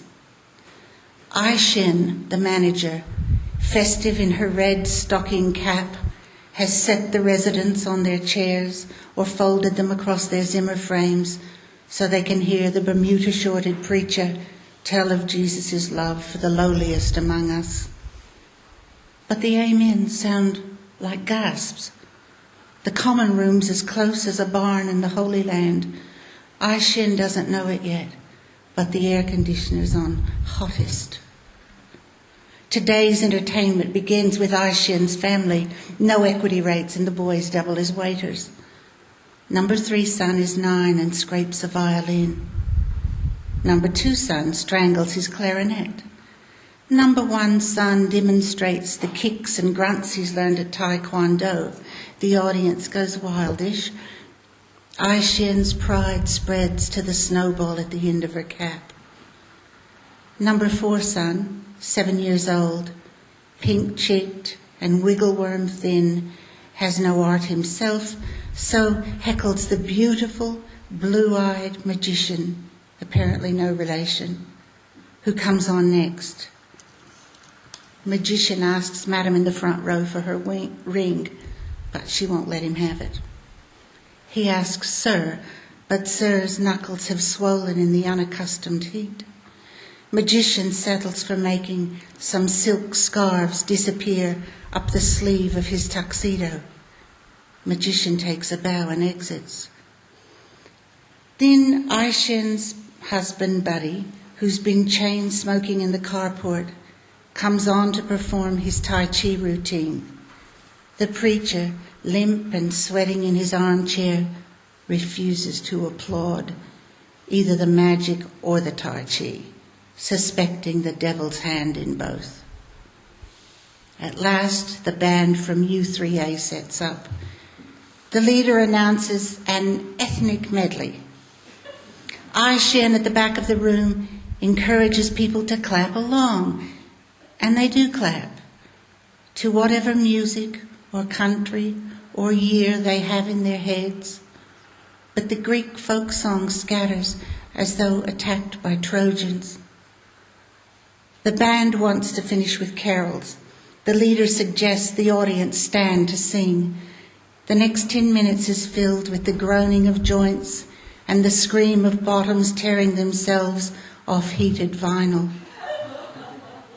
For a second, the smile fades from Aishin's face, and she finally checks the air conditioner. Soon, the oboe player, who's been looking faint, revives for Silent Night, which everyone sings, including sons 1 through 4, who stop setting tables, and Buddy, who pauses in the middle of turning sausages, and the preacher, who looks happy again. When the last strains of Heavenly Peace have risen to meet the smell of barbecued chops, Aishin shouts, "Ho, ho, we will have Father Christmas now." And from the kitchen comes a consumptive Santa whose beautiful blue eyes above his phony whiskers and a silk scarf trailing from the leg of his red pants. Thank you. All right, I found my Irish poem. This is the orange and the green. I had a great-grandmother from Portadown in Armagh, and she was distinctly orange. And I had another great-grandmother from Limerick, and she was distinctly green. And between the two of them, they turned me a muddy orange. Bobby Sands MP is dead, a Gandhi of his time. His defiant mother on TV, a chopper winnows overhead. The petrol bombs in Belfast, a skirmish in Armagh. The dreary bogside slums still tug the shirt sleeves of my heart. With a matriarch from Limerick and one from Portadown, the green infused the orange as well-worked plasticine. We threw verse at the Catholics as kids beyond the pale and fought the War of Ulster 12,000 miles away.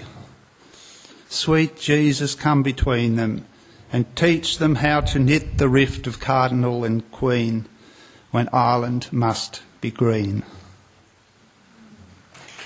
I'll finish off with a poem about my father. When I was a child, at one stage we shared a bed together. I think this is kind of Irish Catholic family planning in some sense, at least as was. But anyway, we shared the bed together, and I have a good memory of him at one stage making one of those admissions of, defeat that adults make all the time, something like, I can't go on. And of course, we all do it, but kids find that somehow or other quite something.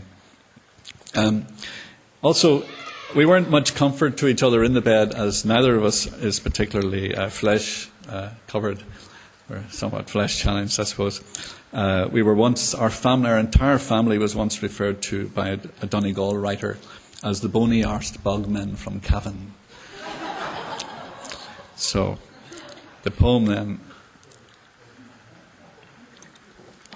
is called The Bony. When I shared a bed in 1952 or 3 with my bony father, I was led to believe that we were alone. Now I can own that when his bony frame closed in upon my back and he whispered my name into my bony neck, behind him lay his bony father, and behind his bony grandfather, his bony great-grandfather, all that long-lined boniness lying in state, their collective bony weight pulling him down, but slow, a little heavier each year until he finally let go. And I fear he's here now with the same bony crew, light as a feathery ton. Well, they have a job to do, but not a word to my son. Thank you very much.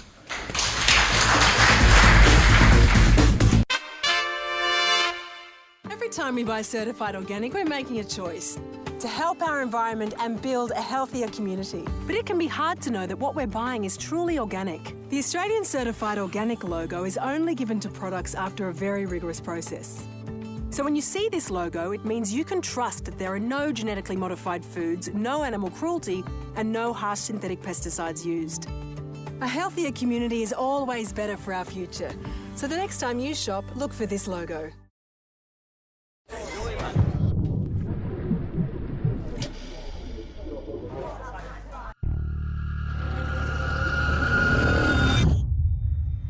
Take it from me, one punch can be lethal. Thrown in anger like this, without warning, without any gloves, it can be deadly. One punch can end his life and ruin yours. It takes grunt to throw it, it takes guts to walk away.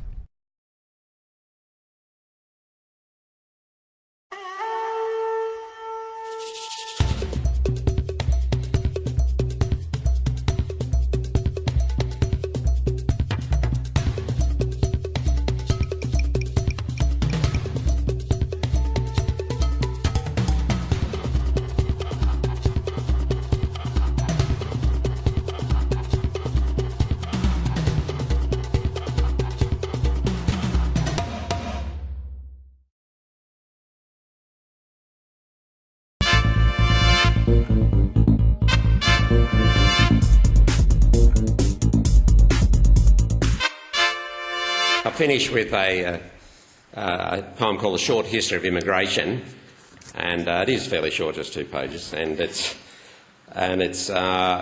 you need to remember that the Eora, or the Eora, the people, Aboriginal people who lived around Sydney, still live around Sydney, but not in quite the same numbers. A short history of immigration. Oh my God, say the Eora, what's all that red, white, blue? Oh my God, says Captain Phillip, we've brought the Irish too. Oh my God, say London lags, please send us no more thieves. Begorra Lord, the Irish say, be sparing us Chinese. Bloody hell, send back Kanakas, our noble workers jeer. They cut the cane in half the time, a man can't buy a beer. Dear God of England, Barton prays, do keep our country white and leave the heathen in his place, far north and out of sight.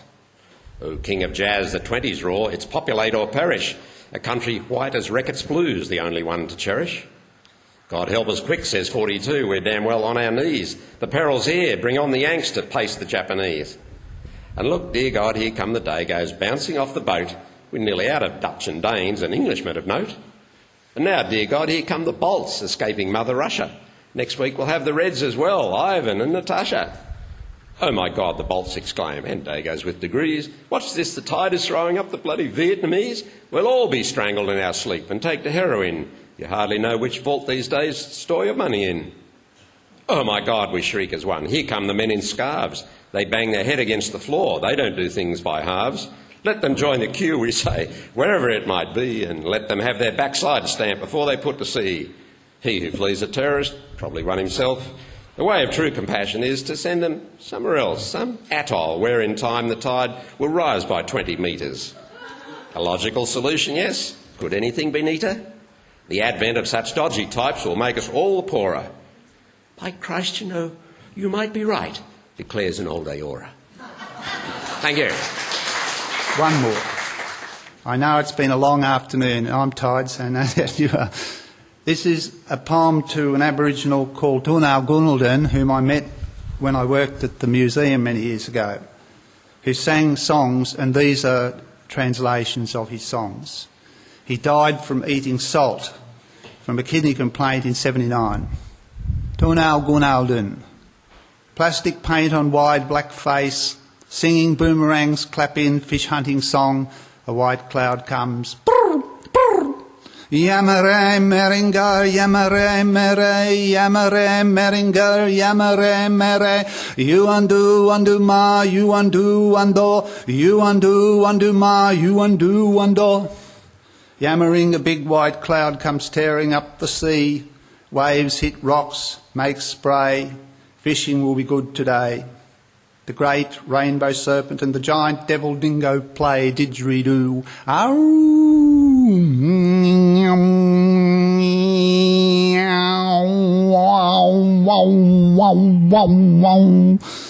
Sound of the wind, the leg shake dance, bing-a wajara, bing-a warella. I am the wind, you can't see me, I am the wind. I have no woman, women can't see me, I am the wind. Next is a happy dance for young and old together. Be like the boomerang tree with strong, hard wood. Good baru, garong, good baru, garinga, mariwade woda. Be strong like the strong wood, a good song for children. I too am strong like the tree, except my kidneys rooted. The women sing the seagull song, Lajarat and Baina. Husband, walk about too long, I am your wife, come back to me, come home. Lajarat and Baina, young and day, Lajarat and Baina, young and day, Lajarat and Baina, Bergen day, Lajarat and Baina, da-da-da-da-da-da-da, mashed potatoes, yeah, Lajarat and Baina. Scholars may in truth believe before they write these theses. These are the songs he sang to me before he started dreaming. Thank you. We now have a special moment from Dean Frankel. Dean Frankel he describes himself as a harmonic overtone singer. We first heard him at an exhibition we had with some Mongolian art and desert painting here earlier in the year. Yeah, and also in Mongolia, you were describing the other day that this is very ancient poetry, so it's working very well with the poetry festival. Dean's a recording artist, he's an author, and he's a Guinness Book of Record holder. He has several albums and teaches at festivals and conferences. I'm a harmonic overtone singer, as Jenny said. I've also had a lot to do with poetry, but I'm not going to talk too much about that. I'm going to ask you to stretch your minds and stretch your senses, and I'm going to give you some overtones to start with.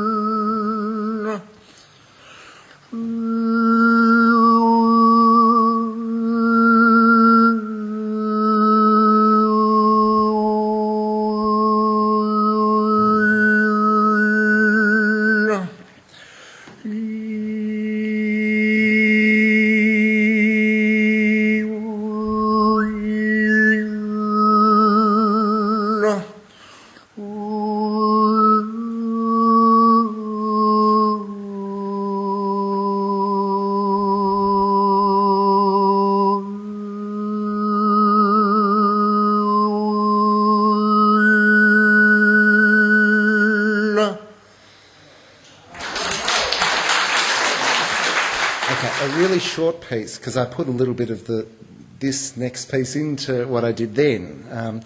One of the aspects of overtone singing is throwing the voice. So I'm going to throw the voice a bit, and then I'm going to move into another piece called Rainmaker, because it's kind of apt. And if it rains, you'll know it had to do with my singing. Well, what can I say?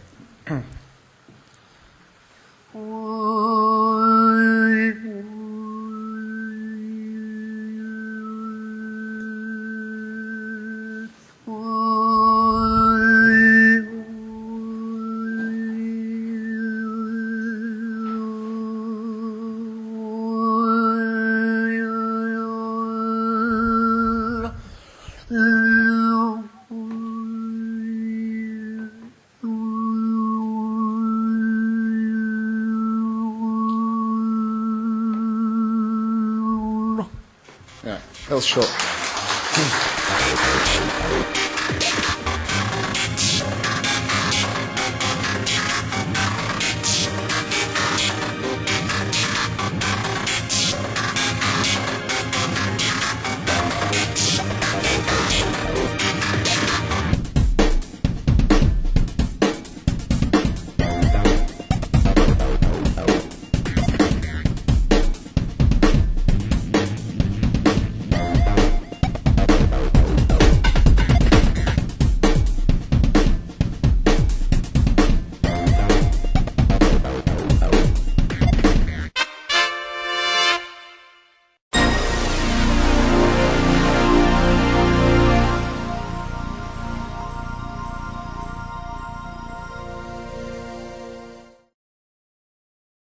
This program was proudly supported by our sponsors.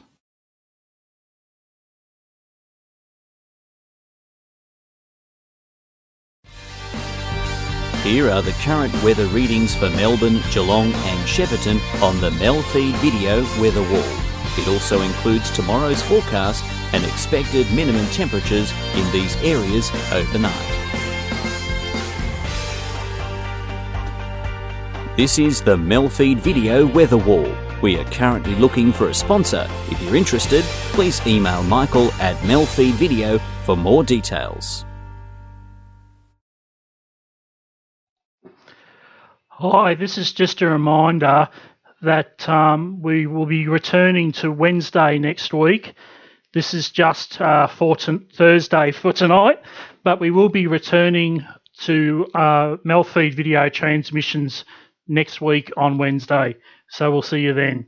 And next up, I think, is 15 Fabulous Minutes, if I'm remembering rightly. But let's see if we... yes, it is, actually. So we're just about to head into 15 Fabulous Minutes, and we'll see you again soon.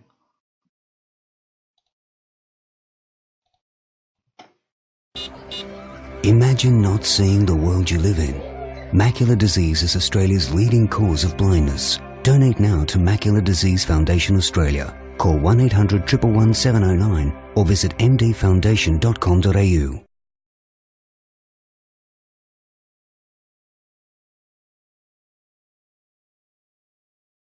Had enough of the bad news about carbon dioxide and climate change? Wood is one solution. Trees take CO2 from the air and store it in their wood. They're also renewable, unlike concrete and steel. But the wood you choose should be recycled or from certified plantations or forests. This helps protect areas of high conservation value. So next time you're building or buying something, make it wood and do your world some good.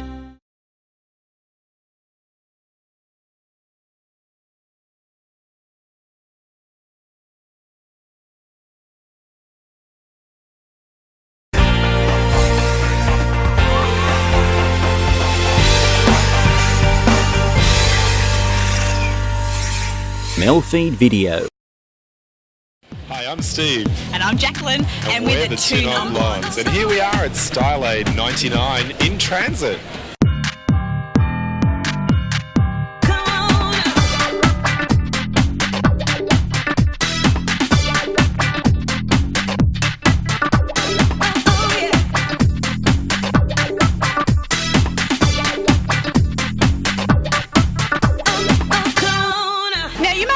why I chose to wear feathers this evening? Well, because of course the theme tonight at Style Aid is transit, and I am on a voyage as we speak. I'm in flight, a journey of self-discovery.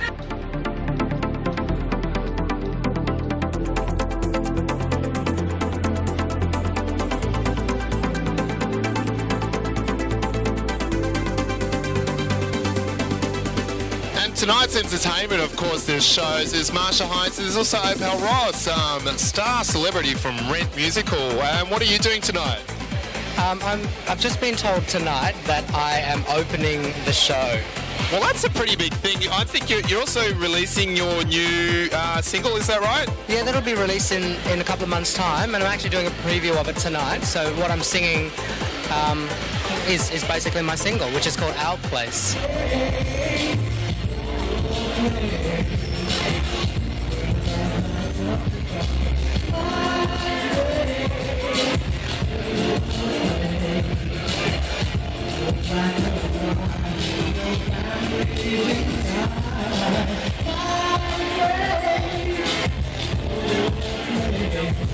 Well, here I am at Style Aid, one of Melbourne's premier social events. Yes, the night of nights, that's right, where food and fashion and the fabulous is what it's all about, as well as supporting HIV, AIDS and the cause.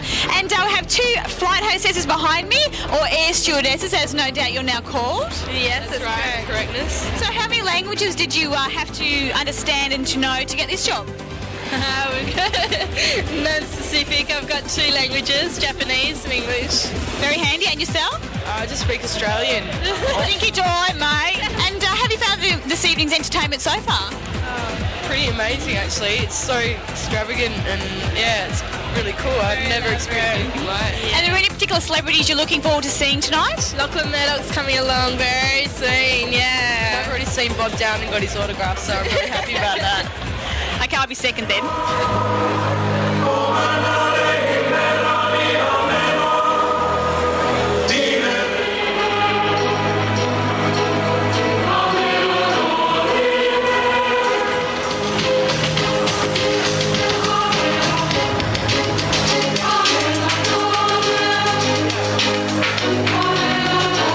Well, here we have got about 15 minutes to landing, and we've got Angus Airways, or actually Angus Kelly. Politically speaking, what are you up to tonight? We're doing a parade for AIDS. I think we're raising money for the AIDS Society of Australia. So be easy doing your usual thing, walking up, down and taking a jacket off. Doing a few turns. It's not like normal because it's special, because it's for AIDS and because all different types of clothes, and some of us are jiggling our hips and some of us are... Are you going to be doing the Naomi Campbell sort of Oh yeah, I look a lot like her. Okay. No, I don't, no. Bit of a nibbo. Yeah, it's getting in my face though. So, and you're exclusive dropping your dad? I'm not anymore. I've just been told I can't. Change of plans, he's going to drag. He's going to be dragged. I am dropping his decks for him all the way. That's an exclusive. You'd drop your decks for Angus, wouldn't you? I'd loosen my bra for him. You'd lose your bra? What would you give? I'd take this whole dress off and just go down the catwalk naked. You know, all the way. You're a popular stud here. You can't blame him, can you? No. What would you do for us, Ken? Yeah, what would you do for us? What would you do? Sing. I'd sing to them. I've got a very good singing voice. I'm due for a new BMW. Can you arrange that I get one? BMW? Yeah, I'll hook it up. Cool.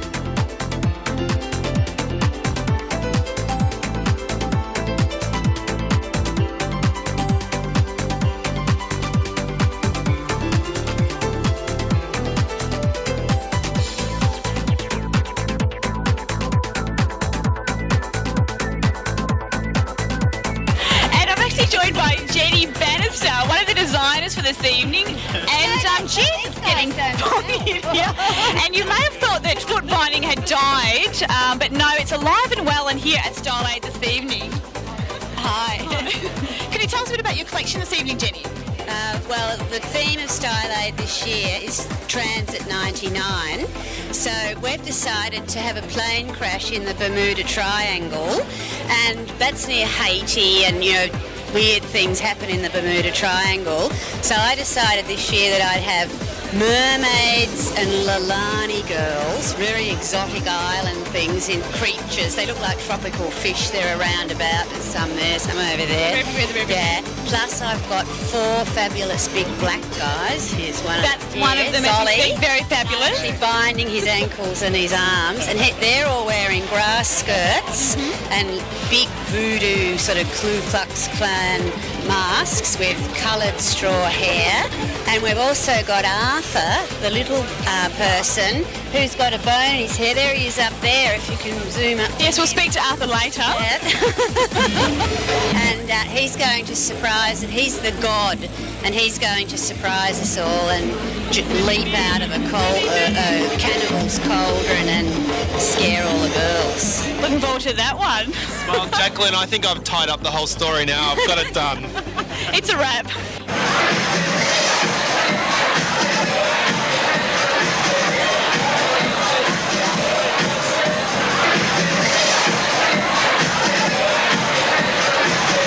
Found the god himself. I'm joined by the god Arthur, who just wants to say hello. He doesn't speak. He speaks a universal language of love. I've got one of the people here, Susan from She Cosmetics, and she's glittering up tonight, young Peter here. What's your... Actually modelling for the Saba Parade this evening. So, what sort of role have you played in tonight's event? We're actually doing the Saba Parade, the Amani Parade, makeup for Toddy over here, who's appearing in the Amani Parade. We're also doing Marsha Hines later on, and her dancers, and Opal Ross. So that's a fair bit of work. Yeah, we've created a new look for each of the different ones, so you'll be able to see that here tonight, and hopefully they'll see a little bit of our famous glitter. What kind of colours are you going for tonight? Very natural, like the clothing is very casual, so we've focused on a very natural look. And also, shiny. She and shiny. We've got also one of the models here. And what's your role in tonight's involvement? Oh, you know, just about everything. A little bit of everything. A little bit of doing makeup, a little bit of doing the show, and a little bit of, yeah. Picking hair out of your mouth. You're looking very flight stewardess almost here. You need a little hat there. Oh, I've got a ring on the back just in case I get lost. Oh, okay. There's no doorbell there? Yeah.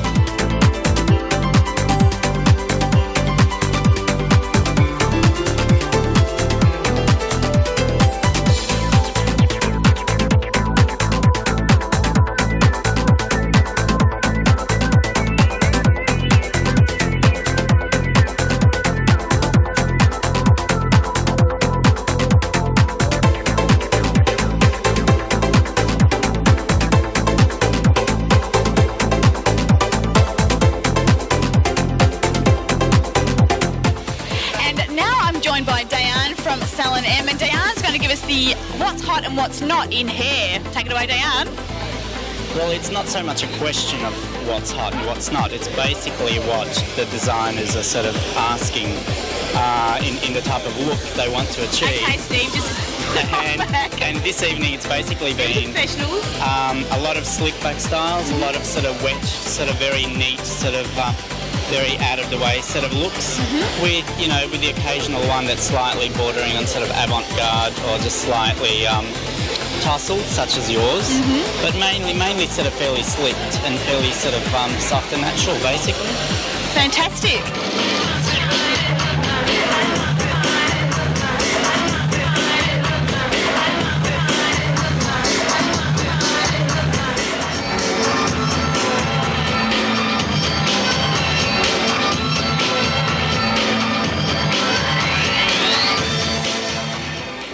Toddy Goldsmith. And what are you doing tonight? Well, what does it look like? I'm getting she makeup put all over my face. And your involvement, you're actually in one of the shows, I hear. I'm in a Marnie Exchange. And what will you be wearing? I'll be wearing a bit of a skirt and a bit of a boob tube, I think. So then we won't be seeing any boob at all then, or just the tube in general? I think you'll be getting the tube look. No flashing tonight then? Oh, I'll have to think about that. Think about that. You never know what can happen in a big city.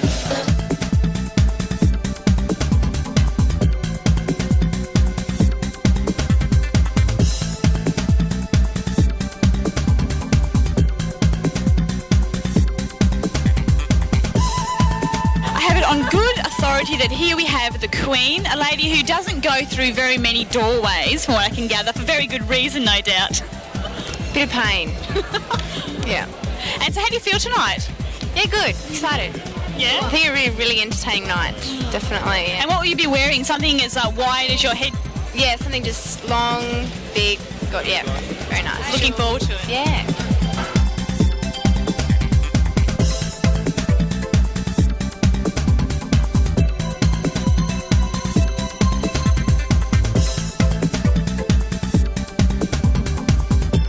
Here we are with the lovely Amanda, designer of Divine Deluxe. Welcome. Hello. Hello. Now, what is your creation tonight? We're going to Siberia. Siberia. Mighty cold in Siberia. So we're rugging up. That's a fur. Now, I've got some of your models behind here. Actually, we've just got one here. Look at this hair. Now, the detail of work has just gone into it. What will you be wearing tonight? This big, large overcoat, and I've got the spur on. What are you wearing under the overcoat? Me?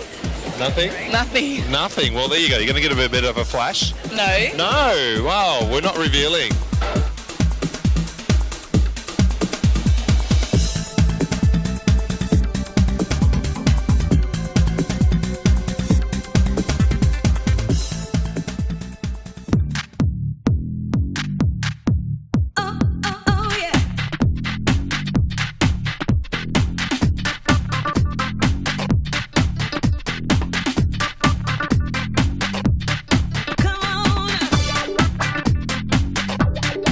Of Vicious Venus, and I'm just wondering how you've managed to accommodate the theme of transit tonight. Okay. Well, our designs are basically using corsetry. So the transition that we've done is from cyber modern futuristic punk corsetry, transcending into the more classical kind of 17th century, sort of a time transit rather than up destination. Yeah, so that's our work basically. Do you think that maybe your clothes can be accommodated for everyday streetwear? Elements of them. Most of the stuff that you'll be seeing tonight is more sort of sensational, more if you want to grab attention, you're going out to an evening spot. But we definitely do pieces that can be worn for day, little corsets, coats, very glamorous clothing though. And do you think that's the way that fashion's going into the millennium? What do you think? I don't necessarily think it's going that way. Our element of it is, I guess. I think it's becoming more popular, but I also think it's going the other way in the minimal sort of baggy sort of streetwear thing, raver kind of. I think anything's possible basically. We've also got Jane Badler showing in one of our games, who was from, you may be familiar with her, she was in a series back in the 80s.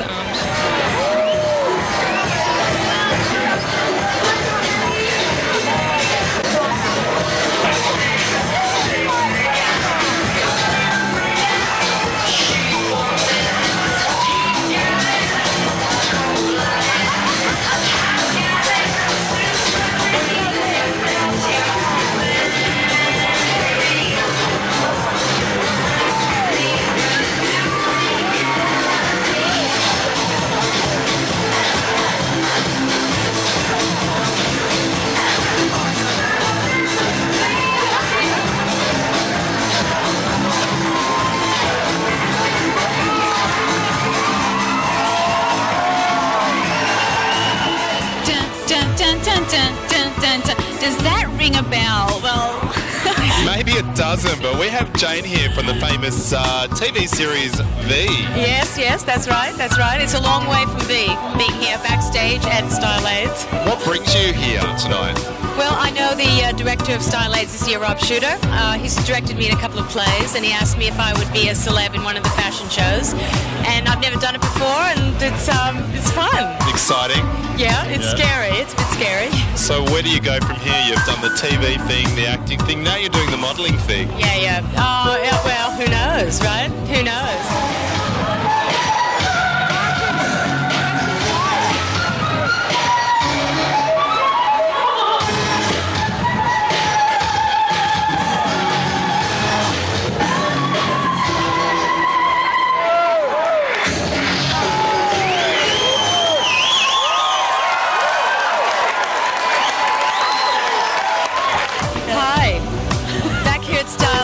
Take 5. Yeah. And what do you believe style is today? Well, as you said earlier, which I loved, is that beauty's in the eyes of the beholder. I think style's a bit like that. I think someone who's comfortable with themselves and their own style, who's not afraid to be true to themselves, I think that's really sexy and that's really good. I think when you start imitating, it oftentimes doesn't come off as style. Anyway, that's my view.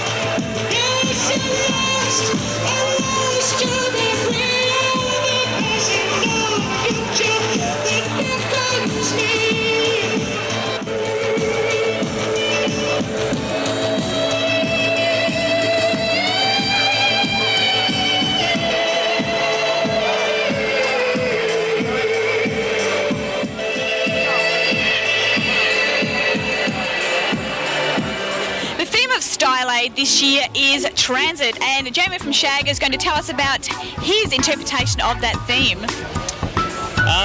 Really, what we've done is we've taken a very eclectic look. So there's a lot of international looks, there's Turkish looks, there seems to be slight Japanese overtones, and there's also a very sort of French couture look and quite an English sort of 60s look. So really, the whole theme is sort of like, the whole show is based at an airport. And it's like a culmination of people from different parts of the world coming together. And I can't quite pick the look you've got here on your right. That's a good question. This is kind of a look that sort of evolved. We wanted to use sort of suede and then fur, and then we sort of introduced like the space element as well. So this is actually an original 50s space helmet. It's actually a kid's piece. But yeah, so we've just sort of tied it together and given it, it's quite kitsch as well, and that's part of the look. So that's past, present and future? Well, I guess you could say that, yeah. We're absolutely having a ball here, actually more than one.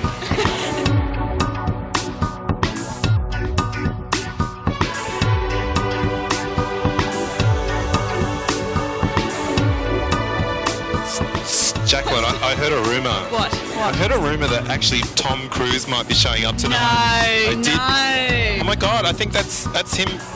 Is it? Is it? Is that Tom Cruise? He's the younger brother. Oh, let down. And now there's a rumour that he is coming tonight. You're a very good lookalike. Do you think so? Yeah, I think so. I'm going to be his stunt double. I'm the guy running through the fire for him. Some people say I do look like Tom Cruise too. They're lying. So, were you the double in his latest movie with Nicole Kidman in those raunchy, steamy scenes? Yes. That was me. That was the double. What a great job. You're at the same height, I must say. I know.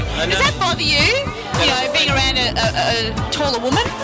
No, not at all. No, it's exhilarating. Very exhilarating. Don't you think? I think we better find the real Tom. Yeah, go and I saw him. He was wandering down there. He's wandering. Tom.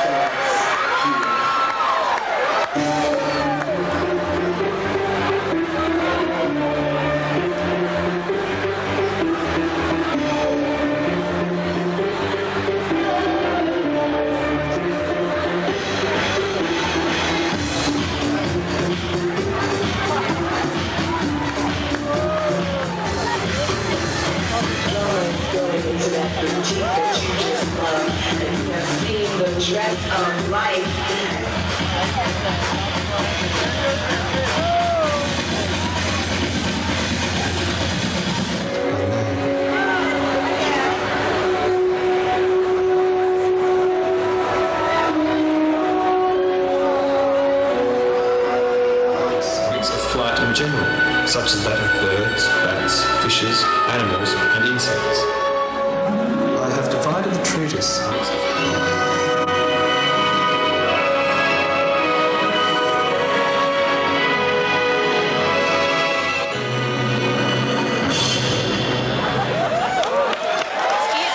Yes, I know it's transit, yes, Stylo Transit, but I've been here stuck in Athens. No, can I use my Mykonos freaking 5 points to get out of here? Oh my God. Well, this is Steve, and you can catch me maybe next year at the Stylade Year 2000. See you there. No, I need frequent flyers, first class, please. Yes, thank you. I want to get away. I want to fly away.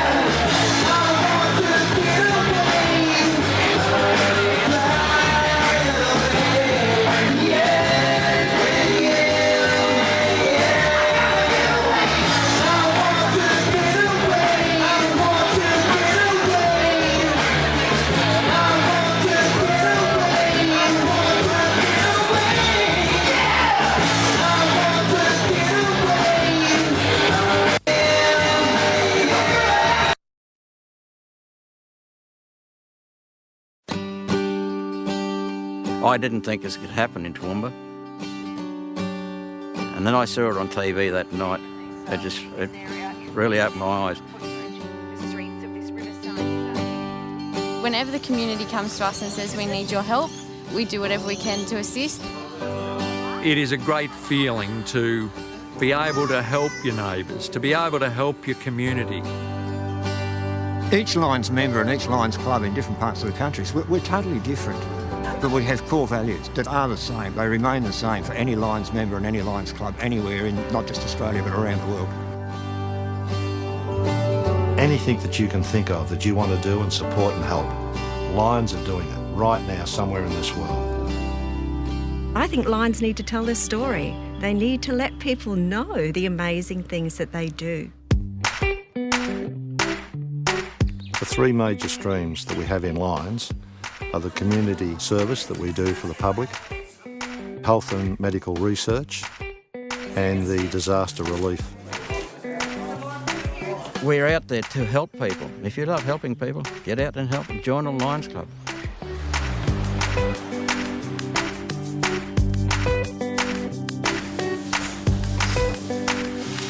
We started this project about 20 years ago. All this gear would normally go to the tip. We recycle it and give it to someone less fortunate and where it is needed in the world.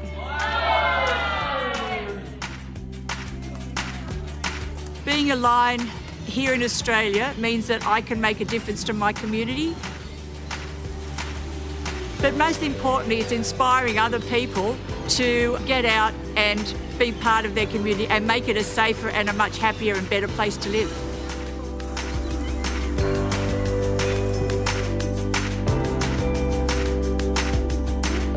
Childhood cancer, I've always been interested in cancer and small children from the time I first got cancer 30 years ago. Research is an indefinite item. You can't see it, but it helps so much. I'm here managing the money and the relationships, but other people are out there raising funds and bringing in community support. Without all of us working together, we can't affect change. 2 more extra hands at any function, any working bee, anything we do, 2 more hands can help us raise more funds, can help us serve our community better. I went to my Lions Club and I said, I got this idea and I think it's a little bit crazy, but I think we could raise some serious money doing it. And it was to run 100 kilometres. And the club said, okay, if you want to do this, whatever you need us to do, we'll be there 100%. And I'm pretty proud to say that together we raised just over $16,000. So we blew the target out of the water, and I think that was due to a lot of the support that I got.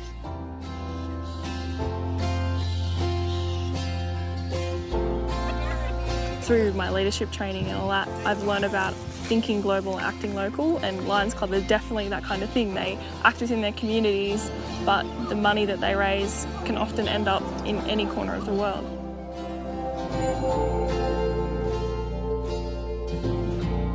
As an individual, I could only do so much, and whilst it was my burning desire to try and help these people, having an organisation such as the Lions family to call upon to support me and those people that were working with me just made it possible for us to achieve so much more. You know, after the devastation, to come back into the community, you know, you were shattered by what you saw. You know, no police station, no post office, no petrol station, you know, no kindergarten. There was nothing here. And all that water with an unstoppable... I don't know that I've ever seen as much as arrived. There were fridges, washing machines, dryers. There was toasters, jugs, just everything. To be invited to be a part of Lions just opened up a whole new world to me. A world that provided a structured organisation that could see that the hours that I volunteered could achieve so much more.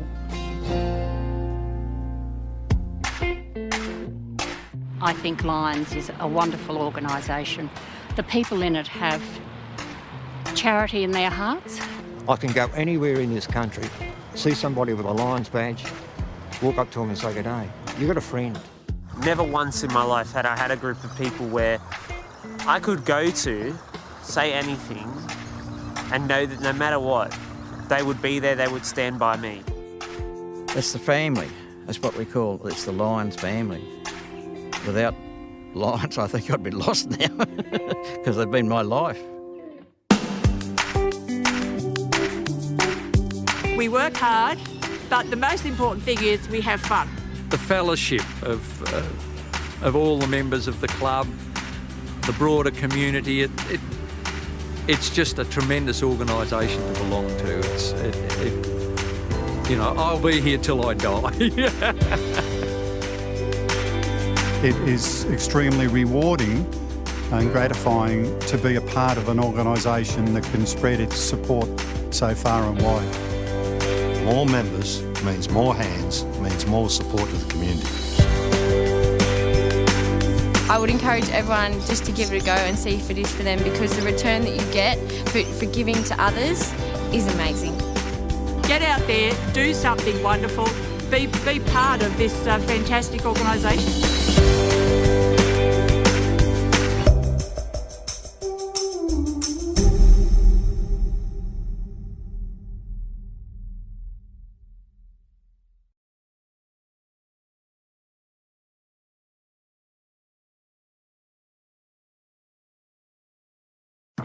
Here is some brilliant news for adults who have difficulties with spelling, reading a newspaper or phone bill, or writing letters and emails. It can be easier to improve your reading and writing skills than to keep putting it off. Take the plunge. Call the Reading Writing Hotline, 1300 655 06. 1300 655 06. It could change your life.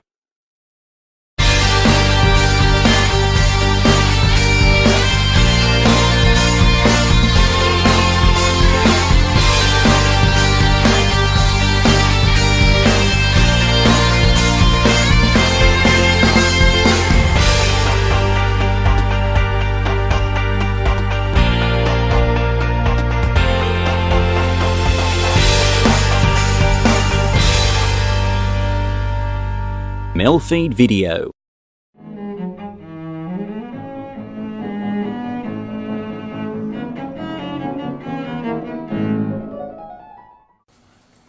Welcome to the CEC Report for the 25th of May 2018. I'm Elisa Barwick, and joining me today is CEC Research Director Robert Barwick. Welcome.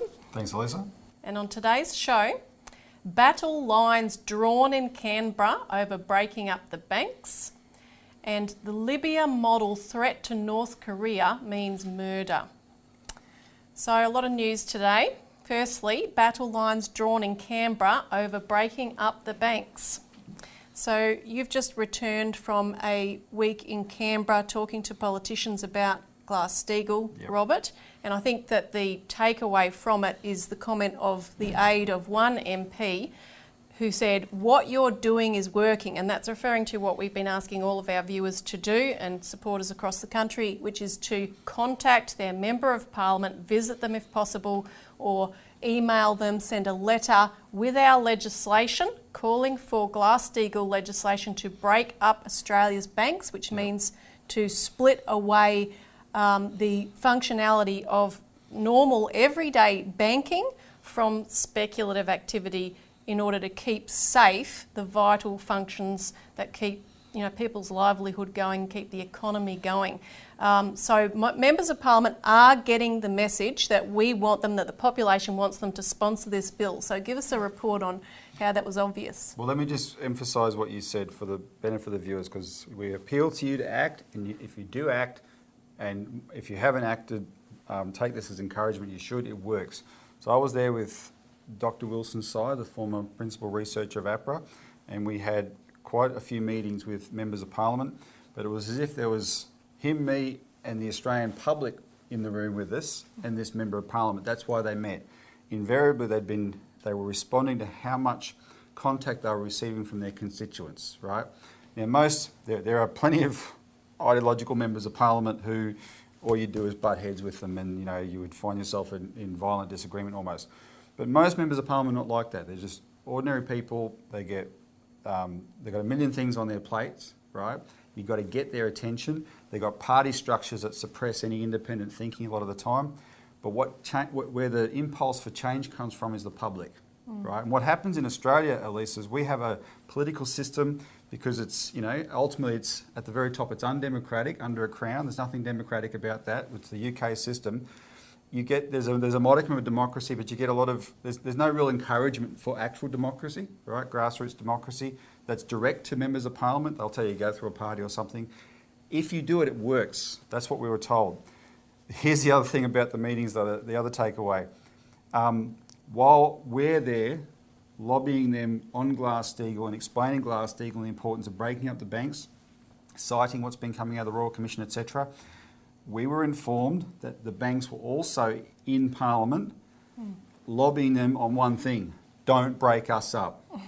Now, what this tells you, this is the battle lines we referred to, right? There's us on one side, us being the CEC, who are the pointy end of this, but all you viewers and our supporters and more and more of the general public who become aware of this issue on the one side, and on the other side is the banks. That's the battle lines, and the politicians are caught in the middle. And up until now, they've had total say over it, right? We've come along and, their power is starting to crumble, and we've got something to permanently change it. And Glass-Steagall is not the solution to absolutely everything, but what it is, it's as fundamental as the law to put fences around backyard swimming pools, right? It's to put locks on chicken coops so foxes don't get in. We all accept those things are common sense. This should be the common sense cornerstone of banking. And while we don't have it, we're letting foxes run hen houses. We're letting pedophiles run kindergartens. Not to conflate the two, but as a metaphor. So it's that fundamental. It is a no-brainer, right? But the banks don't want it. Why? Because their structure is predatory.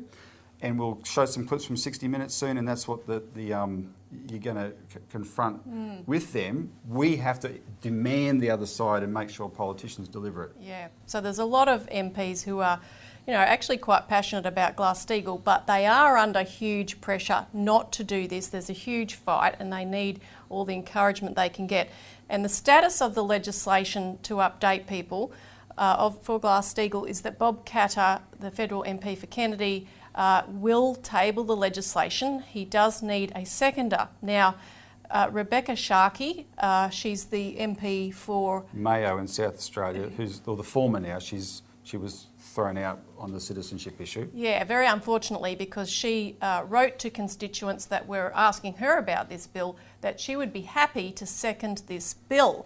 So we are hoping that she gets re-elected, obviously. Well, our message to Adelaide, for viewers in South Australia, who are supportive of Glass-Steagall support Rebecca Sharkey's campaign, because if she gets back in, she will second the bill. Hopefully something else will have happened in the meantime, because as you've probably heard on the news, it's 9 weeks away, these by-elections. But we, the CEC, are happy to recommend people get behind Rebecca Sharkey's campaign to get re-elected into Parliament, because she's up against the very heart of the establishment of the Liberal Party and Alexander Downer's daughter, right? Yep. And they are no threat to the banks at all. They are the people the banks own. So do this, if you know, go and help the campaign, support the campaign, and it's good for, it would be good for Rebecca Sharkey to get re-elected. Now, on the Royal Commission, I want to mention the fact that you know, last year there was a big drumbeat about the concern that the Royal Commission would feed into our demands for breaking up the banks, because at the time, from August last year, we had been fighting hard to stop APRA being given emergency powers which would allow them to confiscate certain investments, bonds and potentially deposits. So this was on the radar. On the 21st of November in the Australian Financial Review, this is last year, there was an editorial, Conspiracy Theories Drive Bank Inquiry, which suggested that our campaign against bail-in had sparked support in Parliament for a Royal Commission into the banks. Then, just a few days later, on the 25th of November, AFR had another editorial decrying the fact that political scrutiny of the banks was being driven by the CEC. On the 13th of March this year, the AFR said that the Royal Commission was not designed to be an inquiry into how our entire successful banking industry has been structured, and nor must it become one. But they went on to say that the magnitude of the inquiry could set up the expectation of some radical overhaul of banking, such as a forced breakup of their activities. And even the Financial Review... Well, Pauline Hanson turned up at the Royal Commission this week. We've been out there all the time, but there's no one like Pauline Hanson to draw the media. Anyway, what's interesting is they were around her like flies on you-know-what. That's what the media is like. When they covered her in the Financial Review, though, there was plenty of news that day, but for the Financial Review, it was front page news. One nation leader goes after the banks. That says less about Pauline Hanson and more about the Financial Review, right? And of course, this is their siege. They feel under siege. This is the bankers' paper. They feel under siege at the moment. And One Nation had been the party that tried to put up legislation to specifically block the new APRA powers from confiscating deposits. So it's a big factor. Now we'll take a quick break, but we'll keep talking about this right after.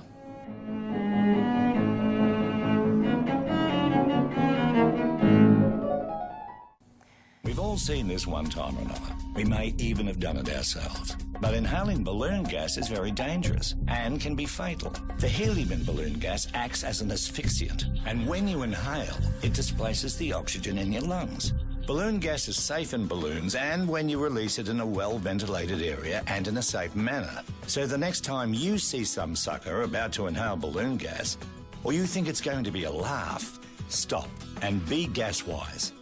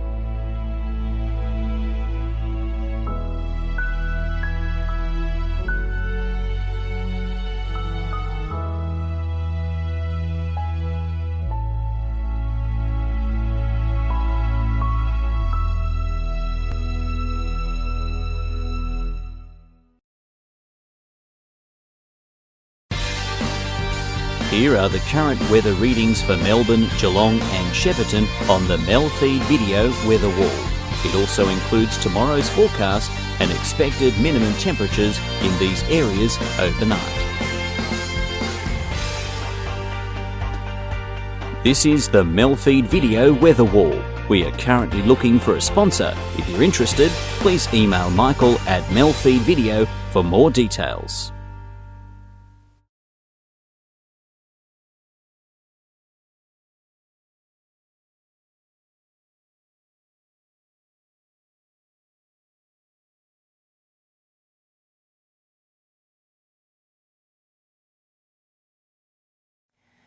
Welcome back to the CEC Report, where we're discussing the battle lines in Canberra being drawn over the fight to break up the banks.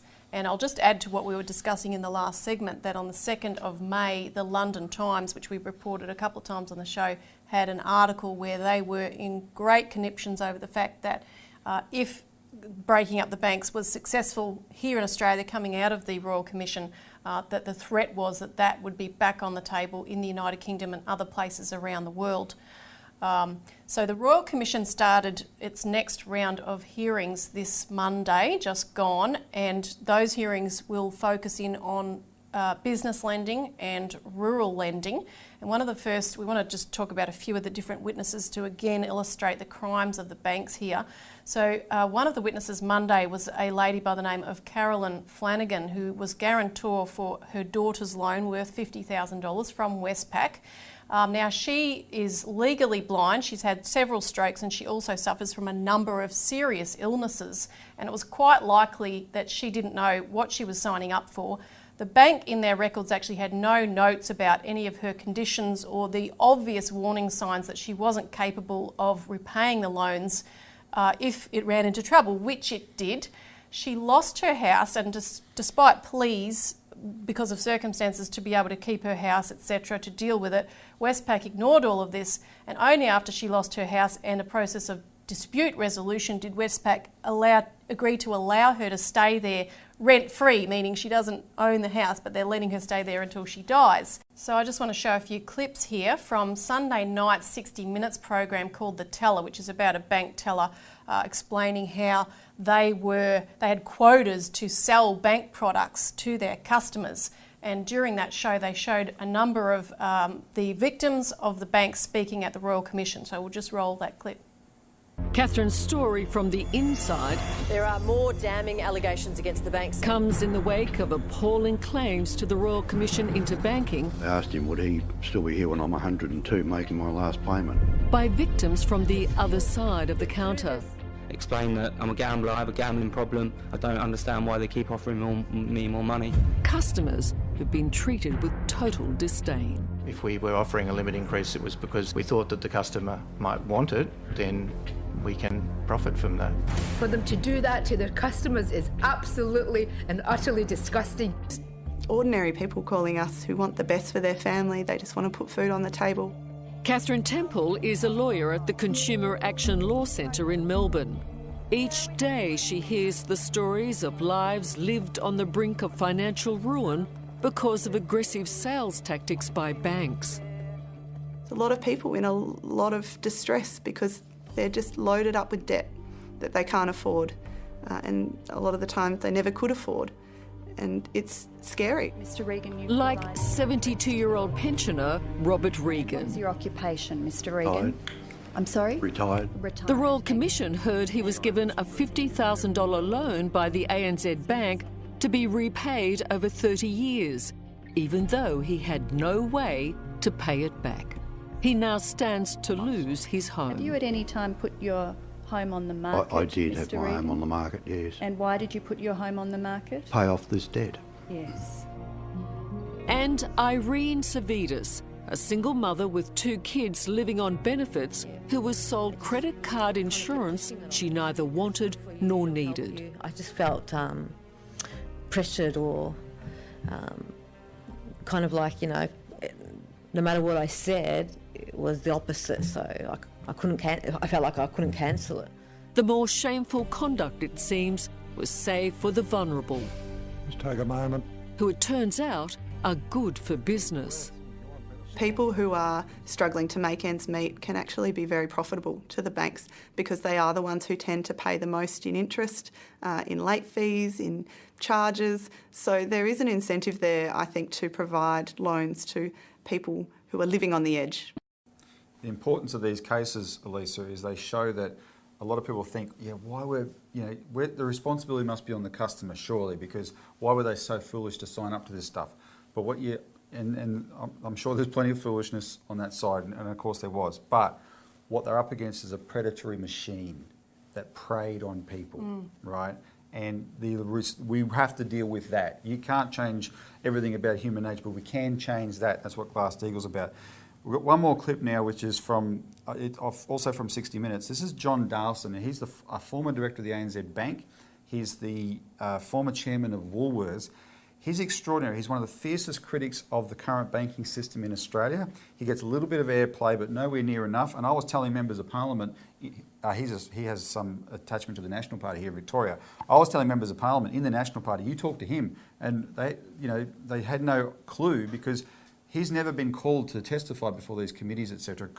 And you'll see why when you see what he's prepared to say as a former banker in this clip. You know that people do want to see people pay. They want to see people go to jail. Is that just revenge? No, I don't think it is. What they're saying is that these people have done something profoundly wrong. And there's a lot of people going to jail for way less offences. And we need something like that to happen for people to get the message. It's not just a question of paying the fine and moving on or getting a slap on the wrist, but there are serious consequences. Now, this deep mistrust of the banks can be resolved. They had a similar situation after the 1929 crash and the Great Depression in the US. And the Pecora hearings, which investigated the crimes of the banks, as our Royal Commission is doing, played a critical element in shining light onto it in the first place, but then also making recommendations of how to prevent any interaction between bankers who had, dreams of massive profits, even at their customers' expense, and separating that away from any relevant retail banking. Well, they changed the culture. Franklin Roosevelt was famous. He said, look, the principle has always been caveat emptor, let the buyer beware, what we were just talking about a second ago. He said, no, we have to change it to let the seller beware. And that was a cultural shift in the 1930s. It was inherent in the principle of Glass-Steagall. They set up the SEC and a whole bunch of other institutions. And in the deregulation era that we're on the tail end of now, that's all gone out the window and it's back to let the buyer beware. Well, you're seeing in the Royal Commission here, we've got to go back to that change, and Glass-Steagall's the centre of it. Yeah. Now, I also want to add that internationally this is beginning to be picked up.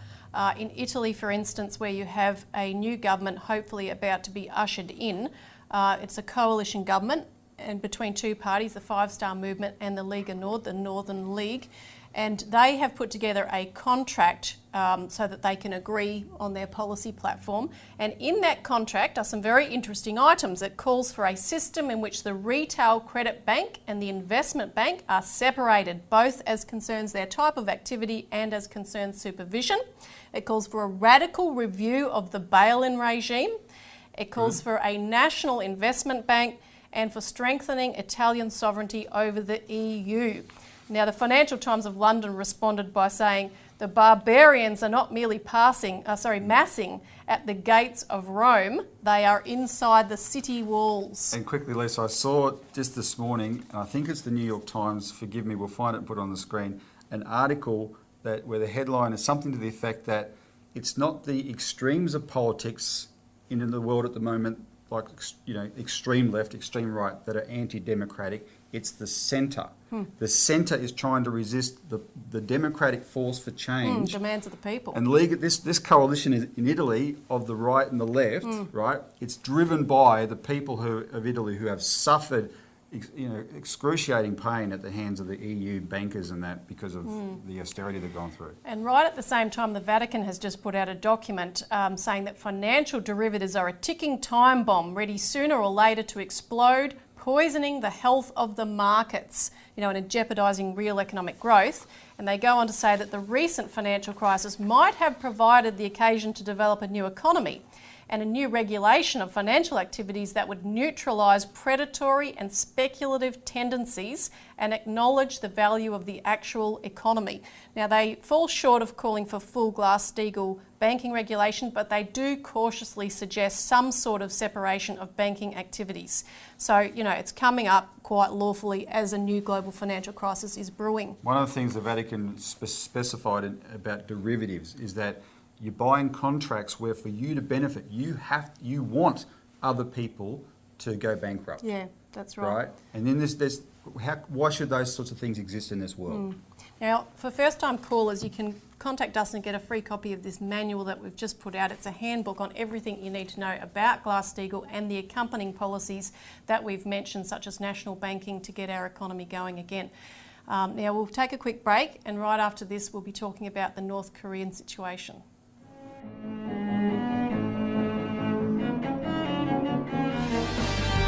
Here are the current weather readings for Melbourne, Geelong and Shepparton on the MELfeed.video weather wall. It also includes tomorrow's forecast and expected minimum temperatures in these areas overnight. This is the MELfeed.video weather wall. We are currently looking for a sponsor. If you're interested, please email Michael at MELfeed.video for more details. It's barbie season, so it's time for a barbecue safety check. Clean away any grease build-up. Swap systems assure that the bottle inspection is in date. The bottle should be upright and not hanging by the hose. And make sure your regulator and hose is undamaged, unblocked and unkinked. Check connections using soapy water. When done, turn off clockwise at the bottle first. A quick barbie and gas safety check always means a safe and enjoyable summer. Australian women need to kiss more. Watch out for persistent and unusual symptoms, as they could be a sign of ovarian cancer. Know the important signs and symptoms. Kiss. Look out for symptoms like abdominal or back pain, difficulty eating or feeling full quickly, or persistent bloating, or a change in toilet habits. If you're experiencing persistent and unusual symptoms for more than 14 days, see a GP. Make sure you kiss regularly. Welcome back to the CEC Report. We're now discussing the Libya model threat to North Korea means murder. So this morning on the news it was being reported across the country that US President Trump has cancelled the 12th June summit with North Korea. It may possibly be rescheduled, but at this point it appears it is off. Now this came after North Korea called the Vice President Mike Pence a political dummy and questioned the relevance of the summit going forward because of what the US, some leaders within the US government have been saying, and made further threats. So Trump was responding to that. But to give you the background of it, North Korea had every right to react in the way that they did. Last week, when they initially paused the talks with South Korea and made initial warnings about the breakdown of talks with the US, it was based on the comments of the National Security Advisor to Trump, John Bolton, who had compared the denuclearisation process to the Libya model of 2003-2004. And the North Korean First Vice Minister for Foreign Affairs responded in a very clear-cut way to say, look, this undermines any negotiations for you to say this.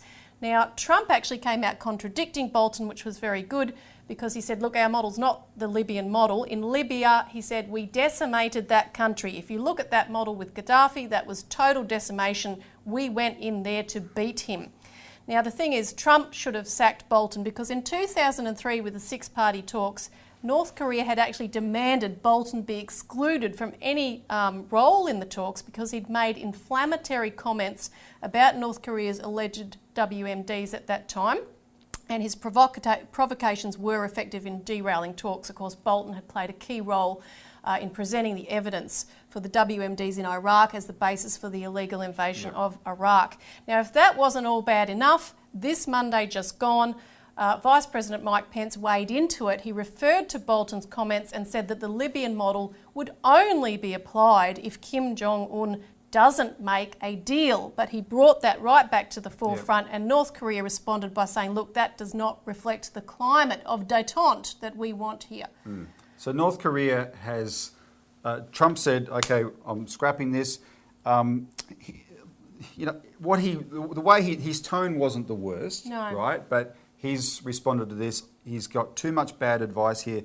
The North Koreans have responded with a conciliatory tone, Elisa, saying, well, we are still prepared to meet at any time, right? They're not the ones that pulled the plug on this. The way the media is reporting this, though, it's that North Korea has derailed this with its threats, right? And Trump's letter sort of, made that claim. No. North Korea didn't make the threats. John Bolton and Mike Pence made the threats, because here's what it means, the Libyan model. When they say the Libyan model, it means we are going to go in there and kill Kim Jong-un, because that's what they did. They convinced Libya to give up its WMDs, and then they went in there and they killed him. But it wasn't just, killed him because he might have deserved it anyway. No. So let me read you some material here. Basically, Hillary Clinton ran this operation, right? She was the Secretary of State at the time. There's all these emails between her and her advisor, Sidney Blumenthal, that were released in 2016 that gave away the chronology here and gave the game away quite a lot. And basically that was the excuse for Libya was a humanitarian intervention. Gaddafi's going to slaughter the people in Benghazi. 3 days after they first warned about Benghazi might be in danger, there were official emails saying, it's all calmed down now, there's no problem. NATO planes started bombing it, and about 10 days later, Sidney Blumenthal saying to Hillary, well, actually the reason for this humanitarian intervention is now past, right? In other words, what are we doing? He wasn't saying what are we doing here, but he was admitting it's past. The bombing went on for 7 more months, and then at the end of which Gaddafi was not just murdered, he was brutally murdered. He was sodomised with a bayonet. Hillary Clinton was involved. There's emails to show she was involved in the US had a role in showing these Al-Qaeda Islamists where Gaddafi was so they could murder him. They wanted him dead, right? That's the Libya model. And then in 2016, the British House of Commons produced this report, Libya, Examination of Intervention and Collapse in the UK's Future Policy Options. And it says, this policy was not informed by accurate intelligence. In particular, the government failed to identify that the threat to civilians was overstated and that the rebels included a significant Islamist element. So that's it, and that basically says it's a fraud, right? But the end result was a dead leader of a nation and a failed state. And watch this clip from Hillary Clinton to really let it sink in. Yep. Yes, we came, we saw, he died. So when they say Libyan model, Lisa, it's a clear threat to North Korea. Absolutely.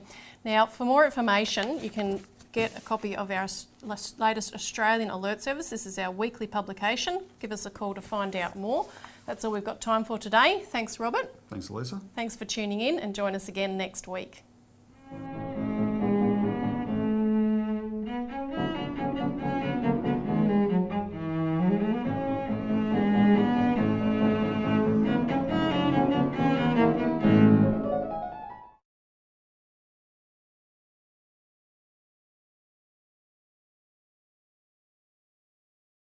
Okay, Sarah, I'm going to order some pathology tests to see how everything's going.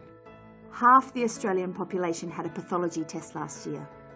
That's you or someone you love. 100 tests are performed every minute, delivering vital medical information. From the moment you are born, your healthcare depends on pathology tests. 70% of medical decisions rely on information from pathology tests. Pathology is the engine room of healthcare. One small sample can reveal millions of insights all about you. Pathologists are your doctor's doctor. 25,000 people work to provide doctors with the answers they need to treat you. Australian pathology is world class. We may never meet you, but we see each of you as part of our family. Every minute, 23 Australians find out more about their health. Good news, Sarah. The results show that everything's okay. Pathology provides peace of mind. I rely on Australian pathology. Sign up online to support Australian pathology.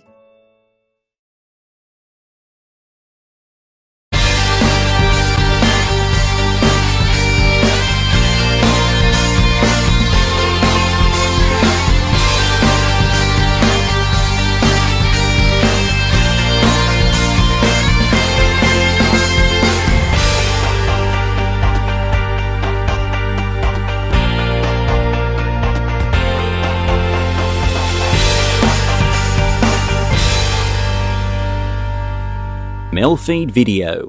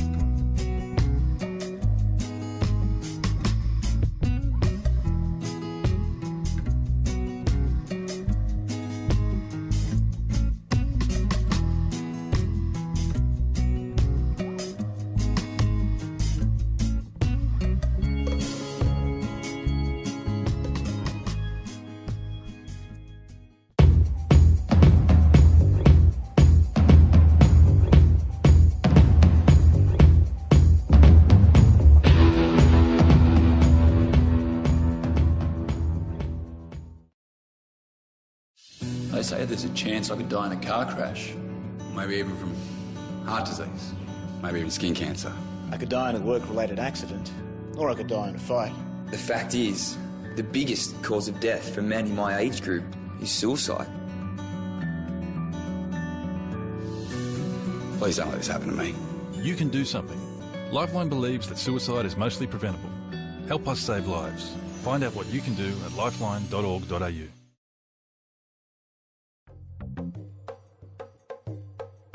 MELfeed Video is about to close operations for tonight, but we'll be back with you next Wednesday evening. In the meantime, here is a selection of programs that will be seen on our next scheduled web stream. You are welcome to visit our website at MELfeed.video for further details of this project. Until next time, from all of us at MELfeed Video, we wish you a very good night.